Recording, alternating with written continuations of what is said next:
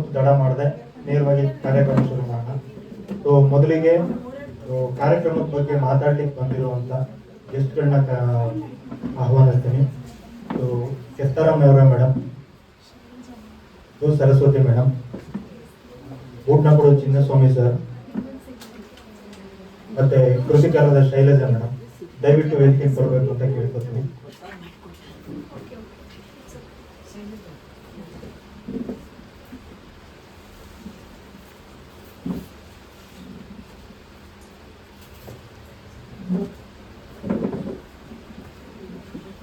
ತೆರಿಗತ್ತ ಕಾಣಿಸಿದ ಹೆಣ್ಣು ಈಗಾಗಲೇ ಮಾರುಕಟ್ಟೆಗೆ ಬಂದು ಆಲ್ಮೋಸ್ಟ್ 2 months ಆಯ್ತಾ ಬಂದಿದೆ. ಸೊ ಇದ್ರ ಬಿಡುಗಡೆ ಕಾರ್ಯಕ್ರಮ ನಾವು ಕಳೆದ ತಿಂಗಳು ನಾವು ಮೈಸೂರಿನಲ್ಲಿ ಮಾಡಿದ್ವಿ. ಬಹಳ ಒಳ್ಳೆ ರೆಸ್ಪಾನ್ಸ್ ಬಂದಿತ್ತು ಮತ್ತು ಈಗಾಗಲೇ ಬಹಳಷ್ಟು ಓದುಗರು ಇದನ್ನ ಕೊಂಡು ಓದಿ ತಮ್ಮ ಅಭಿಪ್ರಾಯವನ್ನು ಬಹಳ ಚೆನ್ನಾಗಿ ವ್ಯಕ್ತಪಡಿಸ್ತಾ ಇದ್ದಾರೆ. ಸೊ ಅದೇ ಉದ್ದೇಶದಿಂದನೇ ಬೆಂಗಳೂರಿನಲ್ಲಿ ನಾವು ಒಂದು ಚರ್ಚಾ ಕಾರ್ಯಕ್ರಮ ಏರ್ಪಡಿಸಬೇಕು ಅಂತ ಸೊ ಶೈಲಜ್ ಒಪ್ಕೊಂಡು ಇಲ್ಲಿಗೆ ಬಂದಿದ್ದಾರೆ. ಸೊ ಅವ್ರಿಗೆ ಸ್ವಾಗತ ಬಯಸ್ತಾ ಇದ್ದೀನಿ. ಸೊ ಮತ್ತೆ ಈ ಕೃತಿ ಕುರಿತು ಮಾತಾಡಲಿಕ್ಕೆ ಅಂತ ನಾವು ಮೊದಲು ಅಂದ್ಕೊಂಡಿದ್ದ ತಕ್ಷಣ ನಮಗೆ ಹೇಳಿದ್ದು ನಮಗೆ ಮೂಡ್ನಾಲ್ಕು ಚಿನ್ನಸ್ವಾಮಿ ಸರ್. ನಿಮ್ಗೆಲ್ಲರೂ ಗೊತ್ತಿರೋಂಗೆ ಬುದ್ಧಿಸಂ ಬಗ್ಗೆ ಭಾಳ ಕೆಲಸ ಮಾಡಿದ್ದಾರೆ ಮತ್ತು ಭಾಳಷ್ಟು ಪುಸ್ತಕಗಳು ಬಂದಿದೆ. ಸೊ ಅವ್ರು ಬಿಟ್ಟರೆ ಈ ಟಾಪಿಕ್ ಬಗ್ಗೆ ಮಾತಾಡ್ಲಿಕ್ಕೆ ಇನ್ಯಾರು ಅಂತ. ಸೊ ಅವ್ರು ಕೇಳಿದ ತಕ್ಷಣ ಈ ಪುಸ್ತಕ ಭಾಳ ಮಾತಾಡ್ಲಿಕ್ಕೆ ಇಂಟ್ರೆಸ್ಟ್ ಇದೆ ಅಂತ ಒಪ್ಕೊಂಡ್ರು. ಸೊ ತುಂಬ ಥ್ಯಾಂಕ್ ಯು ಸರ್, ಅವ್ರಿಗೂ ಸ್ವಾಗತ ಬಯಸ್ತೀನಿ. ಸೊ ಮುಖ್ಯವಾಗಿ ಈ ಪುಸ್ತಕ ಜೀರುಂಡೆ ಪ್ರಕಟಣೆ ಮಾಡಲಿಕ್ಕೆ ಸರಸ್ವತಿ ಮೇಡಮ್ ಅವರು ಕಾರಣ.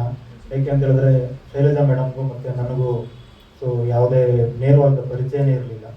ಸೊ ಈ ಪುಸ್ತಕ ಭಾಳ ಒಳ್ಳೆ ಟಾಪಿಕ್ಕು, ಇದು ಕನ್ನಡಕ್ಕೆ ಬರಲೇಬೇಕು, ನೀನು ಮಾಡು ಅಂತ ಹೇಳಿದ ತಕ್ಷಣ ಸೊ ನಾನು ಮಾಡಿದೆ. ಯೂಶಲಿ ಯಾವುದೇ ಪುಸ್ತಕ ಪ್ರಕಟಣೆ ಮಾಡಬೇಕು ಅಂತ ಹೇಳಿದ್ರೆ ನಾನು ಭಾಳಷ್ಟು ಓದಿಲ್ಲದೆ ಇರೋದ್ರಿಂದ ಯಾವುದೇ ಪುಸ್ತಕ ಪ್ರಕಟಣೆ ಮಾಡಬೇಕು ಅಂತ ಹೇಳಿದ್ರು ಆ ಪುಸ್ತಕದ ವಿಷಯದ ಬಗ್ಗೆ ಯಾರು ಹೆಚ್ಚು ಕೆಲಸ ಮಾಡಿದ್ದಾರೆ ಅವ್ರಿಗೊಂದಷ್ಟು ಅಭಿಪ್ರಾಯ ತಗೊಂಡು ನಾನು ಪುಸ್ತಕ ಪ್ರಕಟಣೆ ಮಾಡ್ತೀನಿ.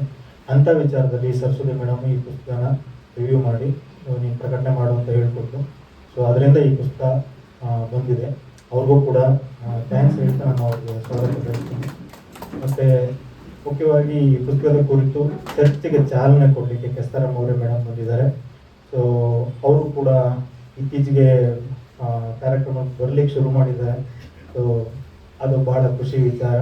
ಕೆಸ್ತಾರಾಮ್ ಅವರೇ ಮೇಡಮು ಅಂಬೇಡ್ಕರ್ ಇನ್ಸ್ಟಿಟ್ಯೂಟಲ್ಲಿ ಸಹ ಪ್ರಾಧ್ಯಾಪಕ ಕೆಲಸ ಮಾಡ್ತಿದ್ದಾರೆ.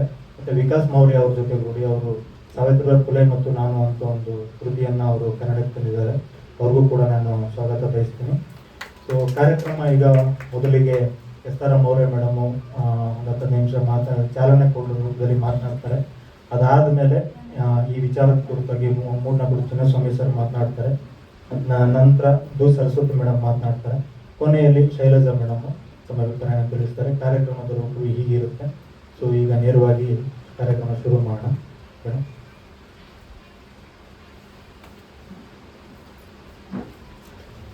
ಮುಂದೆ ಕೂತ್ಕೊಳ್ತಾರೆ.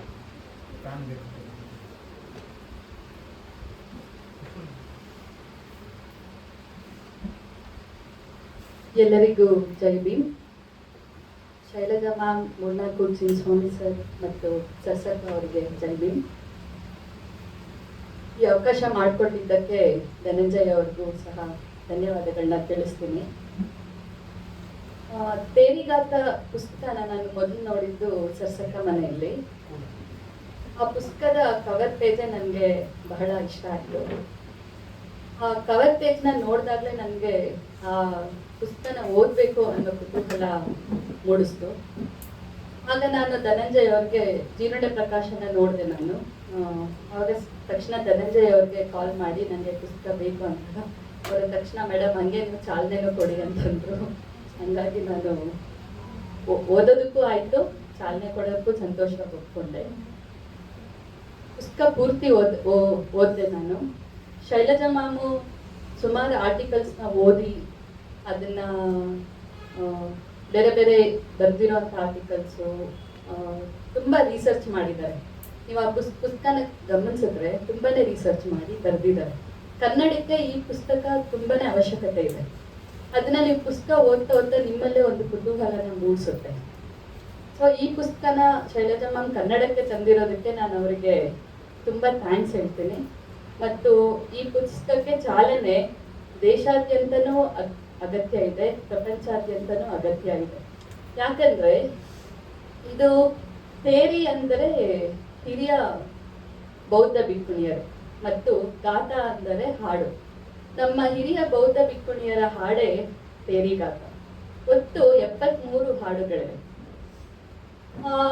ಬೌದ್ಧ ಭಿಕ್ಕುಣಿಯರ ಒಂದು ಬದುಕಿನ ಬವಣೆಗಳು, ಆಮೇಲೆ ಅವರು ಪುರುಷ ಪ್ರಧಾನ ಸಮಾಜವನ್ನು ಎದುರಿಸುತ್ತಿದ್ದು ಮತ್ತೆ ಆ ಕಟ್ಟುಪಾಡುಗಳನ್ನ ಮೀರಿ ನಡ್ಕೊಳ್ತಾ ಇದ್ದಿದ್ದು, ಆಮೇಲೆ ಬುದ್ಧ ಅವ್ರ ಜೊತೆ ಹೇಗೆ ಆ ಬೌದ್ಧ ಭಿಕ್ಕುಣಿಯರ ಜೊತೆ ತನ್ನ ನಡವಳಿಕೆ ಹೇಗಿರ್ತಿತ್ತು, ತಾನು ತನ್ನಲ್ಲೂ ಹೇಗೆ ಬದಲಾವಣೆ ಆಗ್ತಿತ್ತು ಅನ್ನೋದು ಪುಸ್ತಕ ತುಂಬಾ ಚೆನ್ನಾಗಿ ಹೇಳ್ತಾ ಹೋಗುತ್ತೆ. ಇದರಲ್ಲಿ ಕೆಲವರು ತೇರಿಗಾತೆಯರ ಅಷ್ಟೇ ಕಥೆಗಳನ್ನ ತಗೊಂಡಿದ್ದಾರೆ. ಹೇಮ, ಉಪ್ಪಲವಣ, ಸೋನ, ಆಮೇಲೆ ಕಿಸಾ ಗೌತಮಿ, ಮಹಾಪ್ರಜಾಪತಿ ಗೌತಮಿ, ಈ ತರ ಸುಮಾರು ಒಂದು 12 ತೇರಿಗಾತೆಯರ ಕಥೆಗಳನ್ನ ತಗೊಂಡಿದ್ದಾರೆ. ಅದರಲ್ಲಿ ಮೊದಲು 2500 ವರ್ಷಗಳ ಹಿಂದೆ ಇದು ಮಹಿಳೆಯರ ಭಿಕ್ಕುಣಿಯರಾಗೋದಕ್ಕೆ ಬುದ್ಧ ಒಪ್ಪೋದಿಲ್ಲ. ಆಗ ಮಹಾಪ್ರಜಾಪತಿ ಕಿಸಾ ಗೌತಮಿ ಅವರು ಮಹಾಮಾಯೆ ತಂಗಿ, ಬುದ್ಧನ ತಾಯಿ ಮಹಾಮಾಯಿ ತಂಗಿ ಮಹಾಪ್ರಜಾಪತಿ ಗೌತಮಿ.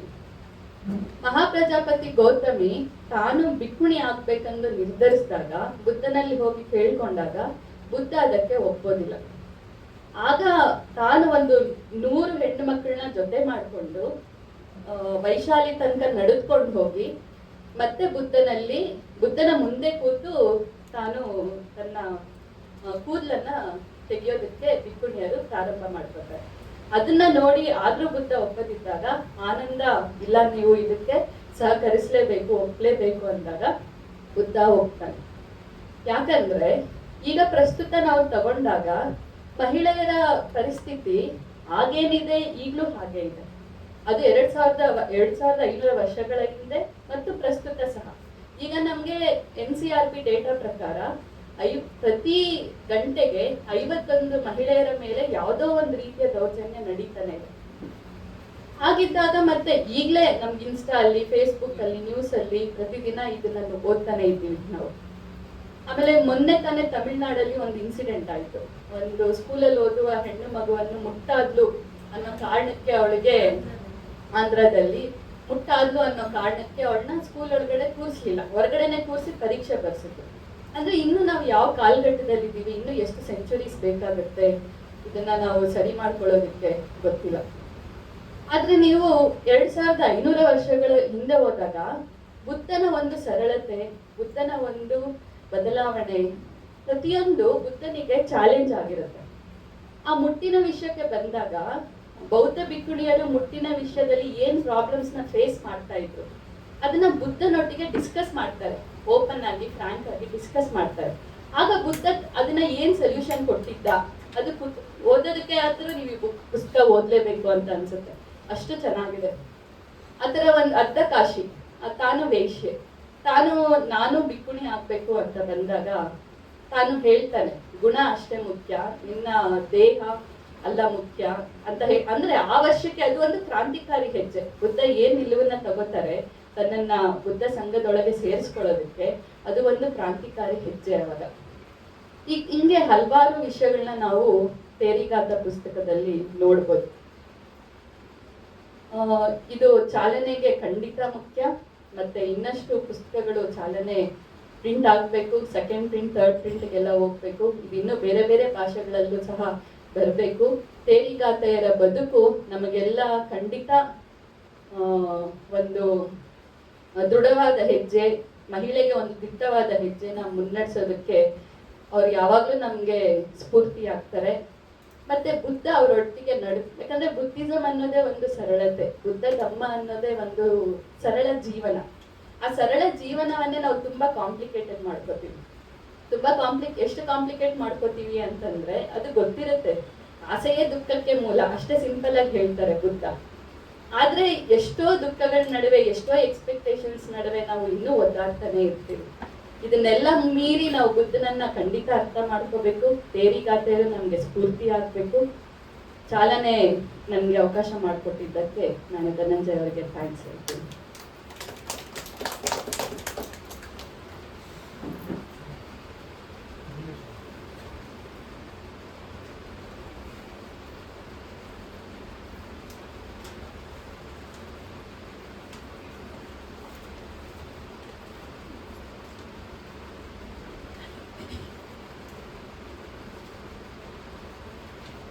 ಎಲ್ಲರಿಗೂ ನಮಸ್ಕಾರ.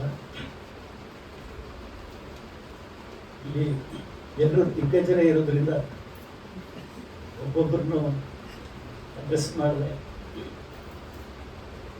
ಎಲ್ಲರಿಗೂ ನಮಸ್ಕಾರ ಹೇಳ್ತಾ ಇದ್ದೀನಿ.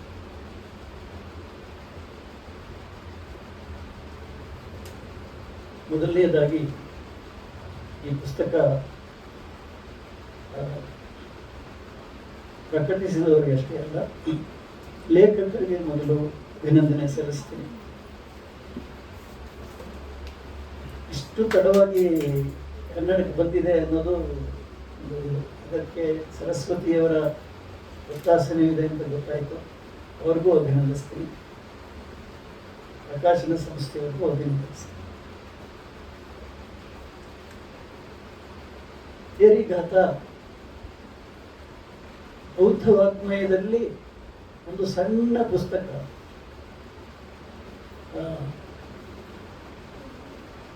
ಐದು ನಿಕಾಯಗಳಲ್ಲಿ ಅಂದರೆ ತ್ರಿಪಿಟಕಗಳಲ್ಲಿ ಸುತ್ತ ಪಿಟಕ ಅಂತಿದೆ. ಸುತ್ತ ಪಿಟಕಗಳಲ್ಲಿ 5 ನಿಕಾಯಗಳು. 5 ನಿಕಾಯಗಳಲ್ಲಿ ಕೊನೆಯದಾದ ಖುದ್ದಕ ನಿಕಾಯದ ಒಂದು ಪುಸ್ತಕ ತೇರಿಕ. ಇದರಲ್ಲಿ ತೇರಗಾತನೂ ಇದೆ. ತೇರಗಾತ ಅಂದರೆ ಹಿರಿಯ ಬಿಕ್ಕುಗಳ ಗಾಥೆಗಳು. ತೇರಿಗಾತ ಅಂದರೆ ಹಿರಿಯ ಬಿಕ್ಕುಣಿಯರ ಗಾಥೆ. ಅಲ್ಲಿ ಇರೋದು 73 ಬಿಕ್ಕುಣಿಯರ ಸುಮಾರು 500ರಷ್ಟು ಇರುವ ವಚನಗಳಿವೆ. ಅದು ನೋಡಿದ್ರೆ ಬಹಳ ಈಗ ಬಂದಿರುವ ತೇರಿಗಾತ ಪುಸ್ತಕಕ್ಕಿಂತ ಚಿಕ್ಕದು. ಸೊ ಈ ಪುಸ್ತಕ ತೇರಿಗಾತ ಕಾಣಿಸಿದ ಹೆಣ್ಣು ಅಂತ ಟೈಟಲ್ ಕೊಟ್ಟಿದ್ದಾರೆ. ಅದರ ಉಪಶೀರ್ಷಿಕೆ ಬೌದ್ಧ ಧರ್ಮದಲ್ಲಿ ಮಹಿಳೆ ಅಂತಿದೆ. ಅದೇ ಹೆಚ್ಚು ಸೂಕ್ತ ಅಂತ ಅನಿಸುತ್ತೆ ನನಗೆ. ಯಾಕೆ ಅಂದರೆ ಇವರು ಬೌದ್ಧ ಧರ್ಮದಲ್ಲಿ ಮಹಿಳೆಯರ ಪಾತ್ರಗಳನ್ನೆಲ್ಲವನ್ನು ಹೆಕ್ಕಿ ತೆಗೆದು ವಿಶ್ಲೇಷಣೆ ಮಾಡಿ ಒಟ್ಟಿಗಿಟ್ಟಿದ್ದಾರೆ. ಇದು ಬಹಳ ಒಂದು ಆಕರ ಗ್ರಂಥವಾಗಬಹುದಾದಂಥ ಪುಸ್ತಕ. ಯಾಕೆಂದರೆ ಅದರ ಇವರು ರೆಫರ್ ಮಾಡಿರುವ ಪುಸ್ತಕಗಳು ಎಲ್ಲರೂ ತುಂಬ ವೆಸ್ಟರ್ನ್ ಆಥರ್ಸು ಮತ್ತು ಅವರೆಲ್ಲ ರಿಸರ್ಚ್ ಮಾಡಿ ಬರ್ತಿರುವಂಥದ್ದೇ ಪುಸ್ತಕ ಬಿಡಿಗೆ. ಹಾಗಾಗಿ ಇದು ಒಳ್ಳೆ ಮೌಲಿಕವಾದ ಪುಸ್ತಕ ಅಂತ ನಾನು ಅಂದ್ಕೊಂಡಿದ್ದೀನಿ. ತೇರಗಾತದಲ್ಲಿ 264 ದಿಕ್ಕುಗಳು, ಅವರು 1279 ವಚನಗಳಿವೆ. ನಾವೀಗ ಮಾತಾಡ್ತಿರೋದು ತೇರಿಗಾತದ ಬಗ್ಗೆ. ಅದ್ರ ಬಗ್ಗೆ ನಾವು ಕಾನ್ಸಂಟ್ರೇಟ್ ಮಾಡಿ.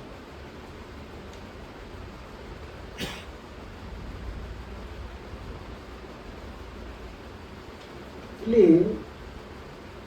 ಬಹಳ ಮುಖ್ಯವಾಗಿ ತಿಳ್ಕೋಬೇಕು ಅಂತಂದ್ರೆ, ನಮ್ಮ ಭಾರತೀಯ ಇತಿಹಾಸ ಶುರುವಾಗದೆ ಬುದ್ಧನಿಂದ. ಬೌದ್ಧರಿಗಿಂತ ಹಿಂದಿನ ಇತಿಹಾಸವೂ ಕೂಡ ಬೌದ್ಧ ಗ್ರಂಥಗಳನ್ನೇ ಅವಲಂಬಿಸಿ ಹೇಳಿರೋದಾಗಿದೆ, ನಮಗೆಲ್ಲರೂ ಗೊತ್ತಿರೋ. ಹಾಗಾಗಿ ಆ ಬುದ್ಧ ಯಾತಿಗೆ ಹೊರಗಡೆ ಬಂದ ಅನ್ನೋ ತಿಳ್ಕೊಬೇಕಾದ್ರೂ ಅವನ ಕಾಲದ ಜೀವನ ಹೇಗಿತ್ತು ಅನ್ನೋ ತಿಳ್ಕೊಳ್ಳೋದು ಬಹಳ ಮುಖ್ಯ ಇದೆ. ಅದನ್ನು ಚೆನ್ನಾಗಿ ಇವರು ವಿಶ್ಲೇಷಣೆ ಮಾಡಿದ್ದಾರೆ. ನಮ್ಮ ಬಾಬಾ ಸಾಹೇಬ್ ಅಂಬೇಡ್ಕರ್ ಕೂಡ ಹಿಂದೂ ಸ್ತ್ರೀಯ ಉನ್ನತಿ ಮತ್ತು ಅವನತಿ ಅನ್ನೋ ಒಂದು ಅಧ್ಯಾಯದಲ್ಲಿ, ಅದು ಸಂಪುಟ 17ರಲ್ಲಿದೆ, ಸಂಪೂರ್ಣವಾಗಿ ಬೌದ್ಧ ಮಹಿಳೆಯರ ಕಥೆಗಳನ್ನು ಕಟ್ಟಿಕೊಟ್ಟಿದ್ದಾರೆ. ಅವರು ಟೈಟ್ಲ್ ಯಾಕೆ ಹಿಂದೂ ಸ್ತ್ರೀಯ ಉನ್ನತಿ ಮತ್ತು ಅವನತಿ ಅಂತಿದೆ ಅಂತಂದರೆ, ಬುದ್ಧನ ಹಿಂದಕ್ಕೆ ಆ ಮಹಿಳೆಯರ ಪರಿಸ್ಥಿತಿ ಅಷ್ಟು ಹೀನಾಯವಾಗಿತ್ತು ಅನ್ನೋದು ಹೇಳೋದಕ್ಕೆ ಹೋಗ್ತಾ ಬುದ್ಧ ಏನೇನು ಮಾರ್ಪಾಡು ಮಾಡೋದ ಅಂತ ಹೇಳ್ಕೊಂಡು ಬಹಳ ಚೆನ್ನಾಗಿದೆ.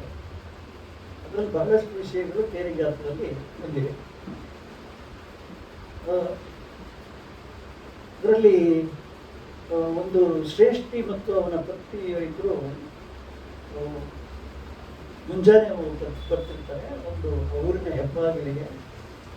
ಅಲ್ಲಿ ಇಬ್ಬರು ಚಂಡಾಲ ಬಾಲಕರು ಕೊಳಲು ಊದ್ಕೊಂಡು ಆಟ ಆಡ್ಕೊಂಡಿರ್ತಾರೆ. ಅವರು ನೋಡಿದ್ದು ಬಹಳ ಅಪಶಕುನ ಅಂದ್ಬಿಟ್ಟು ಅವರು ಹೇಳ್ತಾರೆ. ಅಷ್ಟಕ್ಕೆ ಊರಿನ ಜನ ಎಲ್ಲ ಬಾಲಕರಿಗೆ ಚೆನ್ನಾಗಿ ಬಡಿತಾರೆ. ಅಂದರೆ ಇದು ಏನು ತೋರಿಸುತ್ತೆ ಅಂತಂದರೆ, ಬುದ್ಧನ ಕಾಲದಲ್ಲಿ ಏನಿತ್ತು ಇವತ್ತು ನಡೀತಾ ಇದೆ.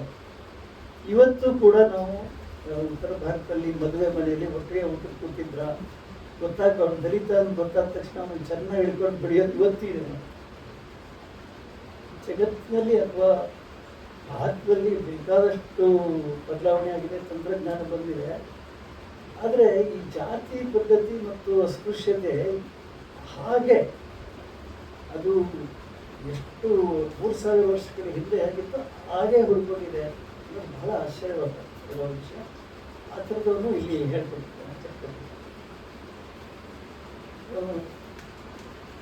ಬುದ್ಧ ತನ್ನ ತಾಯಿಯ ಬಗ್ಗೆ ಒಂದು ಕಡೆ ಪರಿಚಯ ಮಾಡ್ತಾ ಹೇಳ್ತಾರೆ. ಬುದ್ಧ ಪೂರ್ವದಲ್ಲಿ ಭಾರತೀಯ ಸ್ಥಿತಿ ಹೇಗಿತ್ತು ಅನ್ನೋದಕ್ಕೆ ಅದೊಂದು ಉದಾಹರಣೆ. ಏನು ಹೇಳ್ತಾರೆ ಅಂದರೆ, ಮಹಾಪ್ರಜಾಪತಿ ಗೌತಮಿ ಬಗ್ಗೆ ಹೇಳುವಾಗ ನನ್ನ ತಾಯಿ ಭಾಳ ದೇವರು, ಅವಳು ಮದ್ಯಪಾನ ಮಾಡಲ್ಲ, ಸುಳ್ಳು ಹೇಳಲ್ಲ ಅಂತೇಳಿ.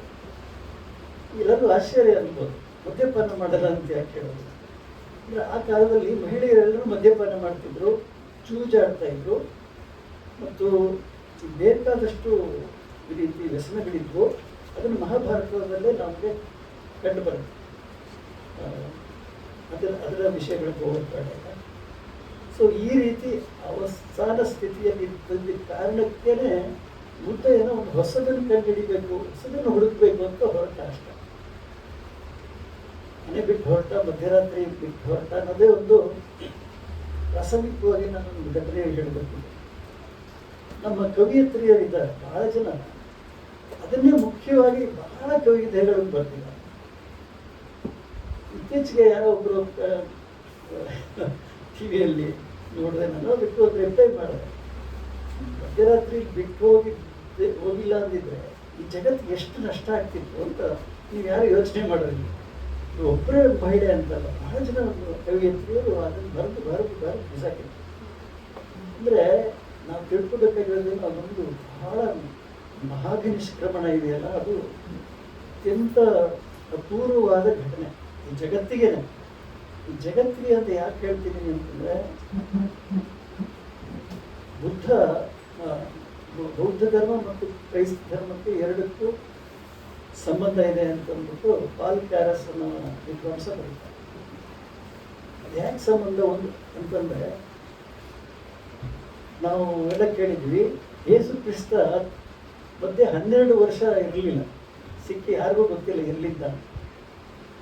ಒಂದು ಉದಾಹರಣೆ ಏನು ಊಹೆ ಏನು ಅಂತಂದರೆ, ಆತ ಕಾಶ್ಮೀರದಲ್ಲಿ ಬುದ್ಧಿಸ್ಟ್ ಮಾಂಕ್ ಆಗಿದ್ದ. ಸೊ ಬೌದ್ಧ ದ್ರವ್ಯವೆಲ್ಲನೂ ಅವನು ಗ್ರಹಿಸ್ಕೊಂಡೇನೆ ದೇವರಿಲ್ಲ ಅಂತಂದರೆ ಕಷ್ಟ ಅಲ್ವಾ, ಧರ್ಮ ಉಳಿಯಲ್ಲ ಅಂದ್ಬಿಟ್ಟು ಒಬ್ಬ ದೇವರನ್ನ ಸೃಷ್ಟಿ ಮಾಡಿ ಅವನು ಒಂದು ಧರ್ಮವನ್ನು ಕಟ್ಟಿದ. ಸೊ ಹೀಗೆ ಬೌದ್ಧ ಧರ್ಮಕ್ಕೂ ಕ್ರೈಸ್ತ ಧರ್ಮಕ್ಕೂ ಒಂದು ಸಂಬಂಧ ಇದೆ ಅಂತ. ಕ್ರೈಸ್ತ ಧರ್ಮದ ಓಲ್ಡ್ ಟೆಸ್ಟಮೆಂಟೇನೆ ಮುಸಲ್ಮಾನಿಗೆ ಬಂದಿದೆ, ಇಸ್ಲಾಮಿಗೆ ಬಂದಿದೆ. ಹಾಗೆ ಎಲ್ಲ ಧರ್ಮಗಳವರು ಬೌದ್ಧ ದ್ರವ್ಯವನ್ನು ಹೀರ್ಕೊಂಡಿದ್ದಾರೆ. ಸೊ ಬುದ್ಧನ ಆಗಮನ ಎಷ್ಟು ಇಂಪಾರ್ಟೆಂಟು ಅಂತ ಇದರಿಂದ ಗೊತ್ತಾಗುತ್ತೆ.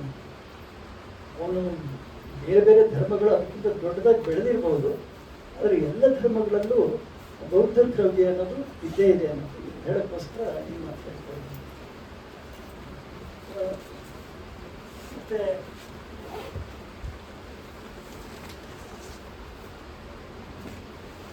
ನಾವು ಮುಖ್ಯವಾಗಿ ತಿಳ್ಕೋಬೇಕಾಗಿರೋದೇನು ಅಂತಂದರೆ, ಬುದ್ಧ ಮಹಾಪರಿನಿರ್ವಾಣ ಹೊಂದಿದ ಮೇಲೆ ಸುಮಾರು 400 ವರ್ಷಗಳಾದ ಮೇಲೆ ಈ ತ್ರಿಪಿಟಕಗಳು ಬರವಣಿಗೆಗೆ ಇಳಿದ್ವು. 400ಕ್ಕಿಂತ ಜಾಸ್ತಿ, 500 ಇರಬೇಕು. ಅಂದರೆ 4ನೇ ಸಂಗೀತಿ ಅಂತ ಹೇಳ್ತಾರೆ. ಬುದ್ಧ ಮಹಾಪರಿನಿರ್ವಾಣದ ಕೆಲವೇ ದಿನಗಳಲ್ಲಿ ಒಂದು ಪ್ರಥಮ ಸಂಗೀತಿ ಅಂತ. ಸಂಗೀತಿ ಅಂದ್ರೇನು, ಬುದ್ಧನ ಬೋಧನೆಗಳನ್ನು ಅವರ ಶಿಷ್ಯರು ಬಾಯ್ಹಾಟ ಮಾಡ್ತಿದ್ದಾರಲ್ಲ, ಅದನ್ನೆಲ್ಲ ಪಠಿಸೋದು ಮತ್ತೆ ಕಲೆಕ್ಟ್ ಮಾಡೋದು, ಹಿರಿಯ ಭಿಕ್ಕುಗಳು ಅದನ್ನು ಓಕೆ ಮಾಡೋದು, ಹೀಗೆ ಸುಮಾರು 4 ಶತಮಾನಗಳೆಲ್ಲ ಬಂದಿದೆ. 3ನೆಯ ಸಂಗೀತಿ ಅಶೋಕನ ಕಾಲದಲ್ಲಿ ನಡೆಯಿತು. ಅವಾಗ ಬಹಳ ಕೆಲಸಗಳಾಗ್ತವೆ. ಅಲ್ಲಿ ಕೆಲವು ವೈದಿಕ ಇವರೆಲ್ಲ, ಮತ್ತೆ ಅಶೋಕನು ಬಹಳ ಉದಾರವಾದಿಯಾಗಿದ್ದ, ಧರ್ಮ ಬೆಳೆಸ್ತಾ ಇದ್ನಲ್ಲ ಅವನು. ಈ ಯಾರು ಬಿಕ್ಕು ಆಗ್ತಾರೆ ಅವ್ರಿಗೆಲ್ಲ ದಾನ, ಧರ್ಮ, ಬಟ್ಟೆ, ಅವ್ರಿಗೆ ಏನೆಲ್ಲ ಬೇಕೋ ಅದನ್ನ ಉದಾರವಾಗಿ ಕೊಡ್ತಾ ಇದ್ನಿ. ಅದಕ್ಕೋಸ್ಕರ ಎಲ್ಲರೂ ವೈದಿಕರ ಕೂಡ ಬಂದು ಸೇರ್ಕೊಳ್ಳೋರು. ಆಮೇಲೆ ಅವ್ರಿಗೆ ಬುದ್ಧಿದ ವಿರೋಧ ಇದ್ದವ್ರು ಕೂಡ ಸೇರಿಕೊಂಡು ಅಪಪ್ರಚಾರ ಮಾಡೋದು, ಬೇರೆ ಅಭ್ಯಾಸಗಳನ್ನು ಬೆಳೆಸ್ಕೊಂಡು ಬೌದ್ಧ ಧರ್ಮಕ್ಕೆ ಕೆಟ್ಟ ಹೆಸರು ತರೋದು, ಹೀಗೆಲ್ಲ ಮಾಡ್ತಿದ್ರು. ಆಮೇಲೆ ಕೆಲವು ಹಿರಿಯ ಬಿಕ್ಕುಗಳೆಲ್ಲ ಸೇರಿ ಇದು ನೀವಿಷ್ಟು ಉದಾರವಾಗಿರೋದು ಸರಿ ಇಲ್ಲ, ಧರ್ಮಕ್ಕೆ ಹಾನಿ ಆಗ್ತಾ ಇದೆ ಅಂದ್ಬಿಟ್ಟು ಹೇಳಿದಾಗ ಮತ್ತೆ ಒಂದು ಸಂಗೀತಿಯನ್ನು, 3ನೇ ಸಂಗೀತಿಯನ್ನು ಏರ್ಪಡಿಸ್ತಾರೆ. ಅಲ್ಲಿ ಸುಮಾರು 1,000 ಹಿರಿಯ ಬಿಕ್ಕುಗಳೆಲ್ಲ ಸೇರಿ 60 ಎಷ್ಟು ಲಕ್ಷ ಇರಬೇಕು, 1 ಲಕ್ಷ ಅಷ್ಟು ಬಿಕ್ಕುಗಳನ್ನು ಒಂದು ಕಡೆ ಸೇರಿಸಿ ಎಲ್ಲ ಕೈಲೂ ಅವರು ಈ ಗಾಥೆಗಳನ್ನು ಹೇಳಿಸ್ತಾರೆ, ಬೌದ್ಧ ವಚನಗಳನ್ನು ಹೇಳಿಸ್ತಾರೆ. ಅಲ್ಲಿ ಯಾರು ಹುಸಿಯ ಇದ್ರು, ಯಾರು ನೈಜವಾಗಿ ಇದ್ರು ಅಂತ ಗೊತ್ತಾಗ್ಬಿಡುತ್ತಿತ್ತು ಅವ್ರಿಗೆ. ಅವ್ರನ್ನೆಲ್ಲ ಹಿಡಿದು ಬೇರೆ ಮಾಡಿ ಅವ್ರಿಗೇನು ತೊಂದರೆ ಕೊಡದೇನೆ ಚೀವರವನ್ನು ಚೀವರ ಅಂದರೆ ಕಾವಿ, ಅದನ್ನು ಕಳಿಸ್ಕೊಂಡು ಮತ್ತೆ ಅವ್ರಿಗೆ ಎಲ್ಲ ಈಗ ಬರ್ಕೋಕೆ ಏನೋ ಬಟ್ಟೆ ಕೊಟ್ಟು ಉಪ್ಪಡಿ ಎಲ್ಲ ಕೊಟ್ಟು ಕಳಿಸ್ತಾ ಇದ್ದಾರೆ. ಅಲ್ಲಿ ಸುಮಾರು 6 ತಿಂಗಳು ನಡೆದ ಆ ಸಂಗೀತಿಯಲ್ಲಿ 60,000 ಜನ ಈ ಕುಹಕಿಗಳು ಮತ್ತು ಸುಳ್ಳು ಸನ್ಯಾಸಿಗಳು ಸಿಕ್ಕಾಕಿದ್ದಾರೆ. ಹೀಗಾಗಿ ಧರ್ಮವನ್ನು ಉಳಿಸ್ಕೊಂಡು ಬಂದಿದ್ದಾರೆ. 3ನೇ ಸಂಗೀತಿ ಇಲ್ಲ ಆಯಿತು. ಅಶೋಕನೇ ಸ್ವತಃ ಬಂದು ಆ ಸಂಗೀತಿಯಲ್ಲಿ ಇವರ ಎಲ್ಲ ಇವರು ಪಠಣಗಳನ್ನು ಕೇಳ್ತಾ ಇದ್ದಾರೆ. ಅಷ್ಟರ ಮಟ್ಟಿಗೆ ಆಗಿದೆ. ಅದರ ನಂತರ ನಡೆದಿದ್ದು ಶ್ರೀಲಂಕಾ 5ನೇ ಸಂಗೀತ. ಅಲ್ಲಿ ನಡೆದಾಗ ಅಷ್ಟೊತ್ತಿಗೆ ಬರವಣಿಗೆ ಬಂದಿತ್ತು. ಎಲ್ಲ ಸುಮಾರು 500 ಹಿರಿಯ ಬಿಕ್ಕುಗಳು ಸೇರಿ ಎಲ್ಲರೂ ಪಠಿಸಿ ಅದನ್ನು ಬಾಳೆಗರಿಯನ್ನು ಬರೆಸಿದರು. ಸೊ ಅಲ್ಲಿ ಇದನ್ನು ಯಾಕೆ ಹೇಳಿದೆ ಅಂದರೆ, ಒಬ್ಬರು ಹೇಳಿದ ವಿಷಯ ಇನ್ನೊಬ್ಬರಿಗೆ ದಾಟಿಸುವಾಗ ಅನೇಕ ವಿಷಯಗಳು ಬದಲಾಗ್ತವೆ, ಕೆಲವು ಮಿಸ್ ಆಗ್ತವೆ. ಅಂಥದ್ರಲ್ಲಿ 500 ವರ್ಷಗಳಿಂದ ಬಾಯಿಂದ ಬಾಯಿಗೆ ಬಂದಂಥ ಈ ಬೌದ್ಧ ಪಠಣ ಅದೆಷ್ಟು ಬದಲಾವಣೆ ಆಗಿರ್ತಾರೆ, ಎಷ್ಟು ಏರುಪೇರಾಗಿರುತ್ತಾರೆ. ಸೊ ಹಾಗೆಲ್ಲ ಆಗಿ ಬಂದಿರೋದ್ರಿಂದ ಇದನ್ನೇ ಬುದ್ಧ ಹೇಳ್ದ, ಇದು ಬುದ್ಧನೇ ಹೇಳಿದ್ದು ಅಂತ ಎಲ್ಲರೂ ಹೇಳಕ್ಕಾಗಲ್ಲ. ಅದನ್ನು ಈ ತ್ರಿಪಿಟಕಗಳನ್ನು ನೀವು ಓದ್ಕೊಂಡು ಹೋದರೆ ನಮ್ಮ ಪುರಾಣ ಓದ್ದಂಗೆ ಆಗುತ್ತೆ. ಅದನ್ನೆಲ್ಲ ಬಹಳ ವೆಸ್ಟರ್ನ್ ಆಥರ್ಸು ಎಲ್ಲ ಸೋಸಿ ಅದು ಒಂದಕ್ಕೊಂದಕ್ಕೆ ಒಂದು ಕನೆಕ್ಷನ್ ಇರುವಂಥದ್ದೆಲ್ಲ ತೆಗೆದು ಒಳ್ಳೆಯ ಪುಸ್ತಕಗಳನ್ನು ಬರೆದಿದ್ದಾರೆ. ಅದರಲ್ಲಿ ನಮಗೆ ನಿಜವಾದ ಬುದ್ಧಿಸಮ್ ಸಿಗ್ತದೆ. ಇದಕ್ಕೆ ಬುದ್ಧರ ಮಹಾಪರಿನಿಬ್ಬಾಣ ಆಗುವಾಗ ಎಲ್ಲ ಮುಗ್ದಿರುತ್ತೆ, ಒಳಗಡೆ ಮಲಗಿರ್ತಾರೆ ಬುದ್ಧ. ಆನಂದ ಬಾಗಿಲಲ್ಲಿ ಕಾಯ್ತಾ ಇರ್ತಾನೆ.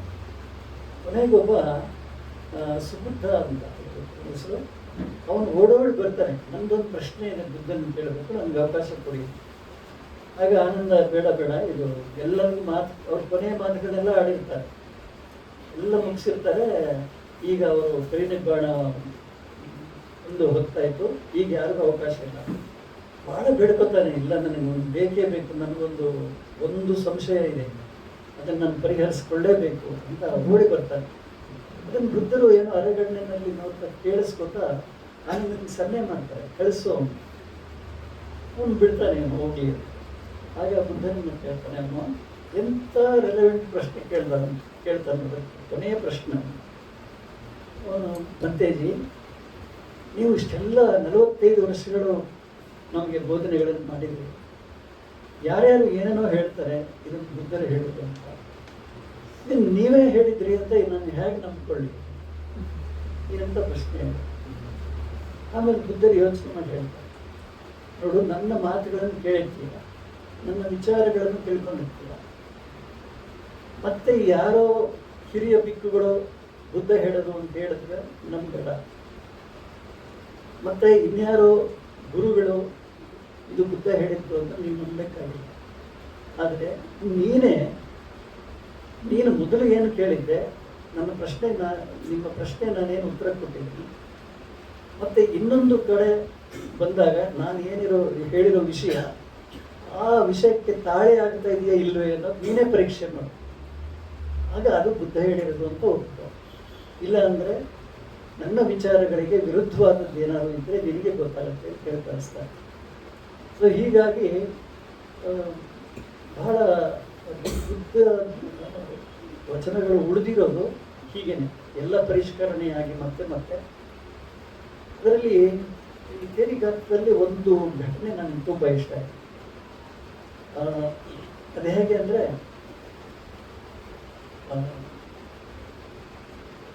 ಮಹಾ ಪ್ರಜಾಪತಿ ಗೌತಮಿ ನಾನು ಭಿಕ್ಕುಣಿ ಆಗಬೇಕು ಅಂತ ಇಷ್ಟ. ಆವಾಗ ಬುದ್ಧರು ತನ್ನ ಹಿರಿಯರನ್ನೆಲ್ಲ ನೋಡಬೇಕು ಅಂತ ಕಪಿಲವಸ್ತು ಬರ್ತಾರೆ. ಅಲ್ಲೆಲ್ಲ ನೀವು ನೋಡಿ ಆದಮೇಲೆ ಪ್ರಜಾಪತಿ ಗೌತಮಿ ಹೇಳ್ತಾರೆ, ನನಗೆ ಬೇರೆ ಏನೂ ಇಲ್ಲ, ನಾನು ಧರ್ಮವನ್ನು ಕಲಿಬೇಕು, ಭಿಕ್ಕುಣಿ ಆಗೋಕ್ಕೆ ಇಷ್ಟಪಡ್ತೀನಿ. ಅವರು ಒಪ್ಪಲ್ಲ, ಇಲ್ಲಿ ಮಹಿಳೆಯರಿಗೆ ಇಲ್ಲಿ ಕಷ್ಟ, ಬೇಡ, ನೀವು ಭಿಕ್ಕುಣಿ ಆಗೋದು ಬೇಡ ಅಂದ್ಬಿಟ್ಟು ಬಂದುಬಿಡ್ತಾರೆ. ವೈಶಾಲಿಗೆ ಬರ್ತಾರೆ. ವೈಶಾಲಿಗೆ ಬಂದ ಮೇಲೆ ಆದರೆ ಆಕೆ ಹಠ ಬಿಡಲ್ಲ.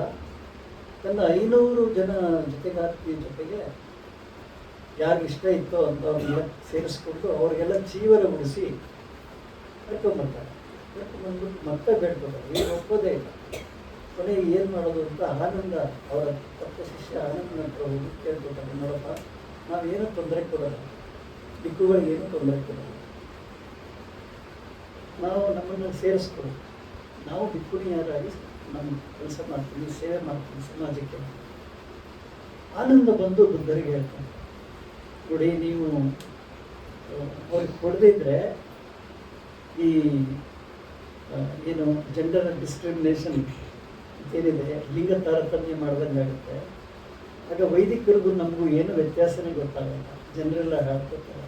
ಎಂತೆಲ್ಲ ಕನ್ವಿನ್ಸ್ ಮಾಡಿ ಹೌದು ಅಂತ ಒಪ್ಕೊಳ್ತಾರೆ. ಆಮೇಲೆ ಅದಕ್ಕೊಂದು 8 ಷರತ್ತುಗಳು ಹೇಳ್ತೀನಿ. 8 ಷರತ್ತುಗಳಿಗೆ ಒಪ್ಪಿಗೆ ಆಗೋದಿದ್ದರೆ ಅವರನ್ನು ಸೇರಿಸ್ಕೊಂಡು, ಆ ಷರತ್ತುಗಳನ್ನು ಇದೆ ಪುಸ್ತಕದಲ್ಲಿ. ಅಂದರೆ ಎಷ್ಟೇ ಹಿರಿಯ ಭಿಕ್ಕುಣಿಯಾಗಿದ್ದರೂ ಒಬ್ಬ ಬಾಲಕ ಭಿಕ್ಕುವಿಗೆ ಕೂಡ ಆಕೆ ಬಾಗಿ ನಮಸ್ಕರಿಸಬೇಕು.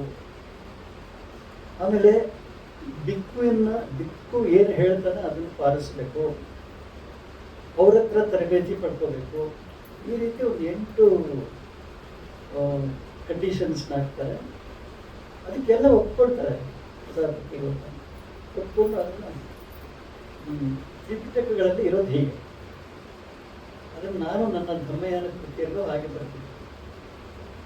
ಆದರೆ ನಮ್ಮ ಮೇಡಮ್ ಶೈಲಜಾ ಅವರು ಬೇಕಾದಷ್ಟು ಕಡೆ ಹುಡುಕಿ ಅದು ಹಾಗೆ ಹೇಳಿರೋ ಸಾಧ್ಯ ಇಲ್ಲ ಬುದ್ಧ ಅನ್ನೋದನ್ನು ಇವರು ಇಲ್ಲಿ ನಮ್ಗೆ ಕ್ಲಾರಿಫಿಕೇಶನ್ ಕೊಟ್ಟಿದ್ದಾರೆ. ಇದು ಬೌದ್ಧ ಧರ್ಮ ಬೆಳೆಯೋ ರೀತಿ ಅಂತ ಅನಿಸುತ್ತೆ ನನಗೊಂದು. ಏನು ಹೆಚ್ಚು ಈ ದಿನ ಆಗ್ತಿದ್ದಂಗೆ ಹೆಚ್ಚು ಸೊಫಿಸ್ಟಿಕೇಟ್ ಆಗ್ತಾ ಮತ್ತು ಕೇಳಿ ಅದು ವೈಚಾರಿಕ ಧರ್ಮ, ವೈಜ್ಞಾನಿಕ ತಳಹದಿ ಮೇಲೆ ನಿಂತಿದೆ ಅಂತ ಹೇಳಿದ್ವಿ. ಜೊತೆಗೆ ಇವೆಲ್ಲ ಇವೆ. ಸೊ ಅದನ್ನು ಪ್ರೂವ್ ಮಾಡೋ ಹಾಗೆ ಬೇಕಾದಷ್ಟು ಆಥರ್ಸ್ ನೀವು ಕೋಟ್ ಮಾಡಿ ಅವರು ಹಾಗೆ ಈ ಕಂಡೀಷನ್ಸ್ಗಳನ್ನ ಹೇಳಿರಲಾರ್ದು ಅಂತ ಒಂದು ಪ್ರೂವ್ ಮಾಡೋ ಇದಿದೆ. ಅದು ತುಂಬ ಇಷ್ಟ ಆಯಿತು. ಸೊ ಹೀಗೆ ಬೌದ್ಧ ಧರ್ಮ ಮೂಲಭೂತವಾಗಿ ಸಮಾನತೆ, ಭ್ರಾತೃತ್ವ, ಸ್ವಾತಂತ್ರ್ಯ, ಈ 3ನ್ನ ತಳಹದಿಯಾಗಿ ನಿಂತು ಡಾಕ್ಟ್ರಿನ್ಸ್ ಬಗ್ಗೆ ಹೋಗಲ್ಲ. ಅದು ಬರೀ ಮಹಿಳೆಯರನ್ನ ಕುರಿತು ಹೇಳಿ ಸಮಾನತೆ ಎಷ್ಟು ಮಟ್ಟಿಗೆ ಪಾಲಿಸ್ತಾ ಇದ್ರು ಬುದ್ಧ ಅಂತಂದರೆ ಇದಕ್ಕೊಂದು ಮುಖ್ಯವಾದ ಕಥೆ. ಅಮ್ರಪಾಲಿ ಅಂತ ಒಬ್ಬಳು ವೇಶ್ಯೆ, ಬಹಳ ಶ್ರೀಮಂತೆ. ತುಂಬ ಸುಂದರಿ, ಮಹಾನ್ ಸುಂದರಿ. ಅವಳನ್ನ ಮದುವೆ ಮಾಡ್ಕೊಳ್ಳೋಕೆ ತುಂಬ ಜನ ಬರ್ತಾರೆ. ಆದರೆ ಆಕೆಗೆ ಮದುವೆ ಮಾಡಬೇಡಿ ಅಂತ ಒಂದಷ್ಟು ಜನ ನಗರದಲ್ಲಿ ದುರ್ಭಾಗ್ಯ ಹಂಗೇನೆ ಹೇಳ್ತಾರೆ. ಅವಳು ಮಹಾನ್ ಸುಂದರಿ, ಅವಳನ್ನ ಮದುವೆ ಮಾಡಿದ್ರೆ ಬೇರೆ ಸಂಸಾರಸ್ಥರಿಗೆ ತೊಂದರೆ ಆಗುತ್ತೆ ಮದುವೆ ಮಾಡ್ಕೊಂಡ್ರೆ. ಅಂದರೆ ನೋಡಿ, ಆ ವೇಶ್ಯರಿಗೂ ಬೆಲೆ ಇತ್ತು ಮತ್ತು ಸಮಾನತೆ ಇತ್ತು. ಇದು ಆಶ್ಚರ್ಯ ಆಗುತ್ತೆ ಈಗ ಕೇಳಿದ್ರೆ. ಅವ್ರನ್ನ ಅಲ್ಲಿ ಆಕೆಯನ್ನು ನಗರ ವಧುವನ್ನಾಗಿ ಮಾಡಿ ನೋಡಿ, ಈ ಪದ ಎಷ್ಟು ಚೆನ್ನಾಗಿದೆ. ಅಂದರೆ ಎಲ್ಲರಿಗೂ ಸಂಬಂಧಪಟ್ಟವಳು. ಆಕೆ ಒಪ್ಕೋತಾಳೆ, ಮದುವೆ ಮಾಡೋಕ್ಕೆ ಒಂದು ಬುಕ್ ಬಿಡಲ್ಲ, ಒಪ್ಕೊಂಡು ನಗರ ವಧುವಾಗಿ ಇಟ್ಬಿಡ್ತಾಳೆ. ಬಹಳ ಸಂಪತ್ತನ್ನು ಸಂಪಾದನೆ ಮಾಡ್ತಾಳೆ. ಅಲ್ಲಿ ಲಿಚ್ಚವಿಯಲ್ಲೇ ವಾಸಿಸ್ತಾ ಇರ್ತಾರೆ. ಒಂದ್ಸಲ ಬುದ್ಧರು ವೈಶಾಲಿಗೆ ಹೋಗ್ತಾರೆ, ಅಲ್ಲಿ ಇರ್ತಾರೆ. ಇವಳಿಗೆ ಅನಿಸುತ್ತೆ, ನಾನು ಬುದ್ಧರನ್ನ ನಮ್ಮನೆಗೆ ಮತ್ತು ಅವ್ರ ಶಿಷ್ಯರನ್ನ ಊಟಕ್ಕೆ ಆಹ್ವಾನಿಸ್ಬೇಕು ಅಂದ್ಬಿಟ್ಟು ಹೋಗ್ತಾರೆ. ಹೋಗಿ ನನ್ನ ಪರಿಚಯ ಎಲ್ಲ ಮಾಡ್ಕೊಂಡು ಕೇಳಿದಾಗ ನಮ್ಮ ಮನೆಗೆ ದಯವಿಟ್ಟು ನಾಳೆ ಬನ್ನಿ, ಭೋಜನ ಸ್ವೀಕರಿಸಿ ಆಯಿತು ಅಂತ ಅಂದ್ಬಿಟ್ಟು ಆಗ್ಬೋದು ಅಂತ ಒಪ್ಕೊಳ್ತಾರೆ. 500 ಜನ ಶಿಷ್ಯರ ಜೊತೆಗೆ ಬರ್ತಿದ್ದೆ, ಶಿಷ್ಯರ ಜೊತೆಗೆ ಬರ್ತಿದ್ದೆ. ನಂತರ ಬಂದು ವಾಪಸ್ ಬರ್ತಾ ಇರ್ತಾರೆ. ಈ ಕಡೆಯಿಂದ ಅವರು ತಂಗಿದ್ದ ವನಕ್ಕೆ ಲಿಚ್ಚವಿಯ ರಾಜ ಹೋಗ್ತಾನೆ ಭೋಜನಕ್ಕೆ ಆಹ್ವಾನ ಮಾಡಿ. ಇಬ್ಬರು ಸಂಧಿಸ್ತಾರೆ, ಅಮ್ರಪಾಲಿ ಮತ್ತು ಈ ಲಿಚ್ಚವಿಯ ರಾಜ ಇಬ್ಬರು ಮಧ್ಯದಲ್ಲಿ ಸಂಧಿಸ್ತಾರೆ. ಇಬ್ಬರು ಅವರ ರಥಗಳು ಆಜುಬಾಜಿನ ನಿಲ್ಲಿಸ್ಕೊಳ್ತಾರೆ. ಇವಳು ತುಂಬ ಖುಷಿಯಾಗಿರ್ತಾಳೆ, ನೋಡೋಕೆ ಸುಂದರವಾಗಿ ಬೇರೆ ಇರ್ಲಲ್ಲ. ರಾಜನ ನೋಡ್ಬಿಟ್ಟು ಇವಳನ್ನ ಆಶ್ಚರ್ಯ ಆಗುತ್ತೆ, ಏನು ಇಷ್ಟು ಸಂತೋಷವಾಗಿದೆಯಾ ಇವತ್ತು, ಏನು ಕಾರಣ ಹಾಗೆ? ಆಮ್ರಪಾಲಿ ಹೇಳ್ತಾರೆ, ನಾನು ಬುದ್ಧ ಗುರುವನ್ನು ನೋಡ್ಕೊಂಬಂದ್ರೆ ಅವ್ರನ್ನ ನಾಳೆ ನಮ್ಮ ಮನೆಗೆ ಊಟಕ್ಕೆ ಆಹ್ವಾನಿಸಿದ್ದೀನಿ, ಒಪ್ಕೊಂಡಿದ್ದಾರೆ. ನನಗೆ ಆಶ್ಚರ್ಯ ಆಗೋದು, ಏನು ಭೋಜನಕ್ಕೆ ಆಹ್ವಾನಿಸಿದ್ದೀನಿ, ನಿಮ್ಮ ಮನೆಗೆ ಬುದ್ಧ ಬರಬೇಕಾ? ಮೊದಲು ನಾನು ಈಗ ಹೋಗ್ತಾ ಇರೋದು ಅವ್ರನ್ನ ಆಹ್ವಾನ ಮಾಡ್ತಾರೆ. ನಮ್ಮ ಮನೆಯಲ್ಲಿ ನಾಳೆ ಅವರು ಭೋಜನ ಸ್ವೀಕರಿಸಬೇಕು, ನೀನು ಮಾಡೋದು ಬೇಡ, ನೀನು ಅವ್ರಿಗೆ ನನಗೆ ಬಿಟ್ಕೊಡು ನಾಳೆ ಅವಕಾಶ. ಅದಕ್ಕೆ ಇವಳು ಹೇಳ್ತಾಳೆ, ಅದು ಖಂಡಿತ ಸಾಧ್ಯ ಇಲ್ಲ, ಅವರು ನನ್ನ ಆಹ್ವಾನವನ್ನು ಒಪ್ಪಿದ್ದಾರೆ, ನಾಳೆ ನಮ್ಮ ಮನೆಗೆ ಬರ್ತಾರೆ, ಭೋಜನ ಸ್ವೀಕರಿಸ್ತಾರೆ. ನೀನು ಏನು ಕೊಟ್ಟರು ಅವನು ಎಲ್ಲ ಆಮಿಷಗಳನ್ನು ನೋಡ್ತಾನೆ, ವಜ್ರ ವೈಡೂರ್ಯ ನಿನ್ಗೆ ಬೇಕಾದ ಕೇಳು ಅಂತ. ಇವಳು ಹೇಳ್ತಾಳೆ, ನಿನ್ನ ರಾಜ್ಯ ಬರ್ಕೊಟ್ರು ನನಗೆ ಅವಕಾಶ ನಿನಗೆ ಬಿಟ್ಕೊಡೋಣ. ಅಷ್ಟು ಕಡಾಖಂಡಿತವಾಗಿ ಹೇಳ್ತಾರೆ. ಅವನು ಕೋಪಿಸ್ಕೊಂಡೆ, ಇಲ್ಲ ನಾನು ಬುದ್ಧರಿಗೆ ಒಪ್ಪಿಸ್ತೀನಿ ಅಂತ ಹೋಗ್ತಾನೆ. ಹೋಗ್ಬಿಟ್ಟು ಅವನು ನಮಸ್ಕಾರ ಮಾಡಿ ಕೂತ್ಕೊಂಡು ನಾನು ರಾಜ, ಮೊದಲು ನಾಳೆ ನಮ್ಮ ಮನೆಗೆ ಬಂದು ನೀವು ಭೋಜನ ಸ್ವೀಕರಿಸ್ಬೇಕು ಅಂತ. ಬುದ್ಧರುವಾಗ, ಇಲ್ಲಪ್ಪ, ನಾನು ಅಮ್ರಪಾಲಿಯನ್ನು ಆಕೆ ಬಂದಿದ್ದರು, ಅವ್ರಿಗೆ ಒಪ್ಪಿಗೆ ಪಟ್ಬಿಟ್ಟಿದ್ದೀನಿ, ನಿಮ್ಮ ಮನೆಗೆ ನಾಳೆ ಬರೋಕ್ಕಾಗಲ್ಲ, ಮುಂದಿನ ದಿನ ಬರ್ತೀನಿ ಅಂತ ಹೇಳ್ಬೇಕಾಗ ಇವನಿಗೆ ಬಹಳ ಶಾಕ್ ಆಗತ್ತೆ.